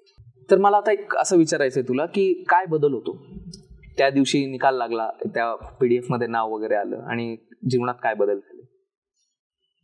तशी रियालिटी सांगायचं तर माझ्या स्वतःसाठी अजून काही बदललेलं नाही. म्हणजे मला स्वतःला अजून माहिती, मला ट्रेनिंग पूर्ण करायचंय, मला हे पण माहिती की ट्रेनिंग हार्ड आहे, यासाठी मला प्रिपेअर करायचंय. माझ्या आतसाठी, माझ्या आतल्या प्रणालीसाठी काय बदललेलं नाही, पण प्रणालीच्या मम्मीसाठी, प्रणालीच्या पप्पांसाठी, तिच्या भावासाठी, तिच्या बहिणीसाठी जग बदलले. की त्यांना जे प्रश्न कंटिन्युअस होते, आई वडिलांना प्रेशर की मुलगी बाहेर राहते, विश्वास कसा आहे तुमचा, ह्यांना सारखा सारखा प्रश्नाचा सामना करणं हे तुमचं थांबलं. भावाचं तुझं कसं होणार आयुष्यात, म्हणजे तो थोडा असं बिझनेस माइंडेड आहे, मग त्याला असं टेन्शन गाव लेवलला कसं करायचं काय करायचं हे टेन्शन. तर तुझं कसं बहिणीला तिची बहीण अजून झालेली नाही, तिला कसं पुढे शिकवावं आपण, तिला पुढे जाताना अजून मोठी शिकायला बारकीला कसं घातलं बाहेर, हे सगळे प्रश्न एका जागी थांबले. आणि आता बघण्याचा दृष्टिकोन त्यांच्याकडे आहे की कसलं कष्टातनं शिकवलं पोरीला, माझ्यासाठी काय बदल, त्यांच्यासाठी माझ्यासाठी असं वाटतंय की त्यांचं जग बदलून गेलं. अजून सुद्धा मला असं वाटतं की त्यांच्या आनंदात माझा आनंद, ती खुश होतात ना, माझ्या आयुष्यात मी हेच मिळवायचं होतं. मला पैसा मिळवणं माझा पहिला पण ध्येय नव्हता, आता पण देतो नाही. मला फक्त एक चांगलं घर असावं जे गळणार नाही, 2 पैसे कर्ज नसावं आणि जायला एक छोटीशी गाडी असावी, ह्याच्या पलीकडे माझं स्वप्न पण नाहीये. पण त्यांना जो स्टेटस मिळणार आहे त्यासाठी माझं ध्येय होतं की समाजाने आतापर्यंत नाही का आर्थिक परिस्थिती नसली की माणूस खिसा गरम असला तर माणसाची किंमत करतो, तर तसं नाहीये. आता माझा खिसा गरम नाहीये पण तरी सुद्धा माझ्या घरच्यांना किंमत मिळते, हे एक सुख आहे, ते माझ्यासाठी चांगलं वाटते. असं विशेष माझ्यासाठी नाही बदल, त्यांच्यासाठी बदललंय असं मी म्हणेन. आपण आता शेवटाकडे येतोय. 2-3 प्रश्न आणि एकदम रॅपिड फायर टाइप्स आपण घेऊया. तू वाचनाबद्दल बोललीस, तू फाउंडेशन मध्ये असेल, प्रिपरेटरी मध्ये असेल, आपण वाचनाला बेटर रीडिंग फास्ट रीडिंग खूप महत्व देतो. तर आणि त्यातल्या त्यात तूही सांगितलं की तू बरेच चरित्र वगैरे वाचले होते. तर जर काही विद्यार्थ्यांना सजेशन्स करायचे असतील तर काय पुस्तक सजेस्ट करतील की ज्यांनी आयुष्य बदललंय किंवा तुझ्या अमुक पुस्तकाच्या तुझ्या जीवनावरती फार भयंकर परिणाम झालाय असं? खूप लवकर आधी मी विश्वास नांगरे पाटलांचं मन ही विश्वास वाचलं होतं. एक मुलगी म्हणून किरण बेदींचं कायम आकर्षण, त्यांचा आयडिया, आणि त्याच्याही पलीकडे जाऊन ज्यावेळी ऍक्च्युअल फेज मध्ये मी युपीएससीच्या ह्याच्यामध्ये मदत झाली तर ती फाउंडेशनच्या वेळी वाचलेलं मी सावरकरांचं माझी जन्मठेप. तर हे पुस्तक म्हणजे असं की भगतसिंगांची मी जी त्यांचे सरफरोशी की तमन्ना, म्हणजे पुस्तकांच्या पलीकडे जाऊन त्यांचे पण काही वाक्य आहेत की त्यांची पुस्तकं आहेत. मी नास्तिका आहे, तर छोटासा तो एसे आहे, छोटस की जेल डायरी ऑफ भगतसिंग, ह्या गोष्टी. मग स्वातंत्र्य युद्धात ज्याने खरोखर आहुती दिली, म्हणजे ते पण क्रांतिकारी आहे, मी क्रांतिकारी आहे स्वतः, त्यामुळे मला त्यांची जास्त, म्हणजे मला अहिंसा आणि ह्याच्यापेक्षा जास्त क्रांतिकारकांचं आवडते. सावरकरांचे विचार म्हणा, भगतसिंगांचं, म्हणजे पटणार नाही पण मी लॉंग जम्प मारताना सुद्धा मी भगतसिंगांचं नाव घेऊन लॉंग जम्प मारली. सावरकरांचं ज्यावेळी ते रनिंग करायची 5-5 किलोमीटर, त्यावेळी सावरकरांनी 11 वर्ष जर ते विनाकारण कष्ट सहन केले, काय फायदा होता त्यांना सांगा. आपण म्हणतोय मला नोकरी मिळाली माझ्यासाठी, मला हे म्हणून मी करतो अभ्यास युपीएससीचा, पण सावरकरांना काय फायदा होता त्याचा? काहीच नव्हता. त्या देशासाठी आपल्या मातृभूमी ही येत्या कुठनं, आज कुणाच्यातच नसेल असं. तर त्यांचा विचार यायचा मनात. मला वाटतं सावरकरांचं चरित्र जास्त मला प्रेरणादायक होतं आणि ते कायम लक्षात राहायचं माझ्या. देहापासून देवाकडे जाताना मध्ये देश लागतो आणि या देशाचं आपण काहीतरी देणं लागतो. आणि सावरकर म्हणजे इतकं सगळं सहन करताय आणि तरी तोंडातून निघतं काय की नेमज सीने किंवा त्यामध्ये मृत्यू देवतेला ते भीती घालतायत, असल्या सगळ्या कविता. आणि फक्त कविता आणि फक्त साहित्य म्हणून पण सावरकर महान आहेत. बरोबर. त्यांच्या म्हणजे मी पण कविता करायची, त्यामध्ये त्यांचा शब्द संपत्ती आहे, मग दृढ, म्हणजे ते नेमसी मधलंच आहे ना, अबला न माझी ही माता रे, म्हणजे आणि त्यात नाही का प्रासाद ते जरी भव्य तरी मज आईची झोपडी प्यारी, हे जे म्हणजे रिलेट व्हायचं मला. ते असतील मग पुण्यातले मोठे मोठे मॉल्स असतील, हे सगळं मला माझी झोपडी प्यारी, मला माझी जेवणमान भारी आणि माझं ध्येय भारी. मला त्यांचं एक ध्येय होतं माझ्या मातृभूमीला मुक्त करायचंय. आणि हे 14व्या वर्षी कळलेलं व्यक्ती म्हणजे स्वातंत्र्यासाठी, मायभूमीच्या स्वातंत्र्यासाठी सशस्त्र क्रांतीचा केतू उभा करून मारिता मारिता मरे तो झुंजेल. अरे या शब्दात किती क्लॅरिटी आहे, काय करायचंय, कसं करायचंय, त्याची प्रोसेस काय असणार आहे. हे अवध्य मी अनंत मी, ते पण म्हणजे त्रास झाले तरी अवध्य मी अनंत मी ऐकायचं सारखं. भगतसिंगांचं असं वाटायचं 23व्या वर्षी जर भगतसिंग फाशी गेले तर 23व्या वर्षी मला कंबर कसून अभ्यास करायला काय जाते, मला पोस्ट काढायला काय अवघड आहे. तर 23व्या वर्षी माणसं, आता 23 वर्षी पोरं ह्याच्या पाठीमाग असतात, पोरींच्या पाठीमाग असतात, आणि ह्यांनी सांगितले की माझी दुल्हन स्वतंत्रता आहे, आझादी मेरी दुल्हन आहे. तर अशा गोष्टी होत्या की ज्यासारख्या, आणि त्यात मूवी पण सुभाषचंद्र बोसच्या मूवी बघायची, त्यांचं कुठेतरी क्रांतिकारकांच्या संपर्कात होते मी ज्यावेळी सगळ्या क्रांतिकारक. हे सगळे पुस्तक तू सांगितले. मध्यंतरीच्या काळात तू असं पण सांगितलं होतंस की आता म्हणजे इंटरव्ह्यू देऊन आली होती, फार मूवीज रील्स, तर अशा काय मूवीज सजेस्ट करतील? एक तर डिफेन्स फोर्सेस म्हटलं का, अशा बऱ्याच मूवीज असतात, काही म्हणजे तितकं चांगलं चित्र दाखवत नाही आणि काही खूप चांगल्या मूवीज असतात. त्यात मूवीपैकी काय सांगशील, काय कुठल्या आठवत आहेत तुला? किंवा म्हणजे मी अशी आहे, मला जुने मराठी पिक्चर बघायला आवडतात, म्हणजे लक्षा, अशोक सराफ, सचिन पिळगावकर ह्यांच्या एरियामधली, म्हणजे मी अजून सुद्धा ते लावलं तर मी ते बघतोय. म्हणजे मला असं ऍक्शन मूवींच्या पेक्षा मला काय तर लहानपणी तेच बघत मोठं झालं नाही. शनिवार संध्याकाळी 4 वाजता ते सह्याद्रीवरती लागायचं. झी मराठी सह्याद्री ते आमचं ठरलेलं. तर त्यांचे कुठलाही मूवी असतो, मी लक्षाचा एकही मूवी सोडलेला नाही, सगळे लक्षाचे मूवी बघून काढले. तर असं जुने मूवी लावून बसायचं, टेन्शन आलं का नाही, किंवा आता बनवा बनवी तर काय मास्टरपीसच आहे. धनंजय माने इथेच राहतात का? त्यांचं असंच आहे. तर लक्षाचे लय पिक्चर म्हणजे हमाल दे धमाल किंवा झटापट, ते काय पछाडलेला झपाटलेला, एक शब्दाचे ते महेश कोठारे वगैरे, हे शब्द म्हणजे ऑल टाइम फेवरेट. तर ते लय बघायचे मी. आणि नंतर अलीकडचे मग बघायचं झालं तर मोटिवेशनल मध्ये मग लक्ष सारखे मूवीज असतील ज्या जास्त करून डिफेन्स रिलेटेड असतील, किंवा मग आपलं नवीन रिलीज झाले ना मूवी वेगवेगळे मध्ये, त्यातले म्हणजे जास्त आठवत नाही मी बघितलेले, पण जुने जास्त बघितले. आता आपण शेवटच्या भागाकडे आलेलो आहे. तुझ्या कविता आपल्याला ऐकायच्या आहेत, तर एखादी कविता तू काल लिहिलेली आहे ती कविता तू ऐकव, काय होती काय नाही. हो नक्कीच.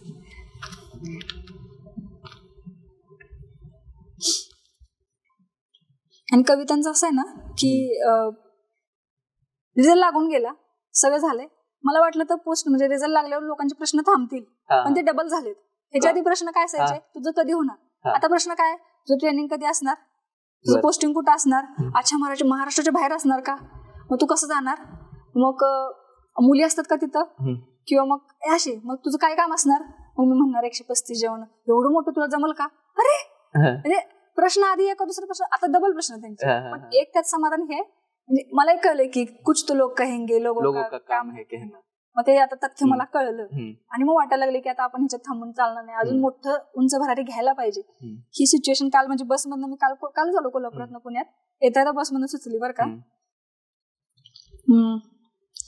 तुझा वेध घेतला खरा पण मी आता रीती आहे, तुझा वेध घेतला खरा पण मी आता रीती आहे, तुझ्या सोबत असतानाही मिथ्या दुनियेची भीती आहे, तुझ्या सोबत असतानाही मिथ्या दुनियेची भीती आहे. असे कसे रे लक्ष तू लगेच मला रीते केलेस, असे कसे रे लक्ष तू लगेच मला रीते केलेस, तुला गाठूनही अपूर्ण राहण्याचे अर्धवट मला स्वप्न दिलेस. हे रीतेपणा छळते असे की माझ्या असण्यावर बोट आहे, हे रीतेपणा छळते असे की माझ्या असण्यावर बोट आहे, नेमके मला समजत नाही कशामध्ये खोट आहे. माझ्यामधल्या जगामध्ये की जगामधल्या माझ्यामध्ये, माझ्यामधल्या जगामध्ये की जगामधल्या माझ्यामध्ये, आता कसे विहरायचे बघ या मुक्त दिसणाऱ्या नभामध्ये. हे माझ्या ध्येया तुला, हे माझ्या ध्येया तुला अजून उंच व्हायला हवं, हे माझ्या ध्येया तुला अजून उंच व्हायला हवं, शिखर कवेत घेताना बघ मोकळं होतंय आकाश नवं, शिखर कवेत घेताना बघ मोकळं होतंय आकाश नवं. खूप सुंदर, खूप मजा आली. शेवटी यांनी म्हणजे या कवितेने ते एकदम हाय पॉइंटलाच नेऊन ठेवलंय. म्हणजे शेवटी फक्त एवढंच म्हणेल की तुझ्यासाठी स्पेसिफिकली की अभी तो नापी है मुठ्ठी भर जमीन, अभी तो पुरा आसमान बाकी है. हा प्रवास अजून संपलेला नाहीये. आधी विद्यार्थी ते अधिकारी एक आयुष्य घडविणारा प्रवास अजून संपलेला नाहीये, असाच चालू राहणार आहे. मला माहितीये प्रणाली तिच्या सर्व्हिसमध्ये जाऊन CAPF असेल आणि तिला जी सर्व्हिस अलॉकेट होईल, मग CISF असेल, ITBP असेल, SSB असेल, तर तिचे हे सर्व चॉईसेस आहे. ती ज्या सर्व्हिसमध्ये असेल तिथे उत्तम प्रतिभावंत कामगिरी करेल, जिनियसची जोपासना करेल. आणि हे करत असताना सुद्धा तिने पुढचं शिक्षण आणि पुढच्या परीक्षा तिच्या, जसं तिने या कवितेत सुद्धा सांगितलंय, नव ध्येय नव क्षितिज तिला खुणावत आहे. तर तिला याच्यासाठी खूप खूप खूप शुभेच्छा. तुम्हालाही काही प्रश्न असतील तर नक्की आपल्या कमेंट्समध्ये कळवा. आणि प्रणालीने सांगितलेले पुस्तकं तुमच्यासाठी आपण लिंक केलेलेच आहेत. आणि बस थांबूया आजच्यासाठी. बस अभी तो नापी है मुठ्ठी भर जमीन, अभी तो पुरा आसमान बाकी है. धन्यवाद आणि पुन्हा भेटूया याच ठिकाणी. विद्यार्थी ते अधिकारी एक जीवन घडविणारा प्रवास. नक्की सबस्क्राईब करा आपल्या चॅनलला आणि अशाच भेटी आपण करत राहू. धन्यवाद.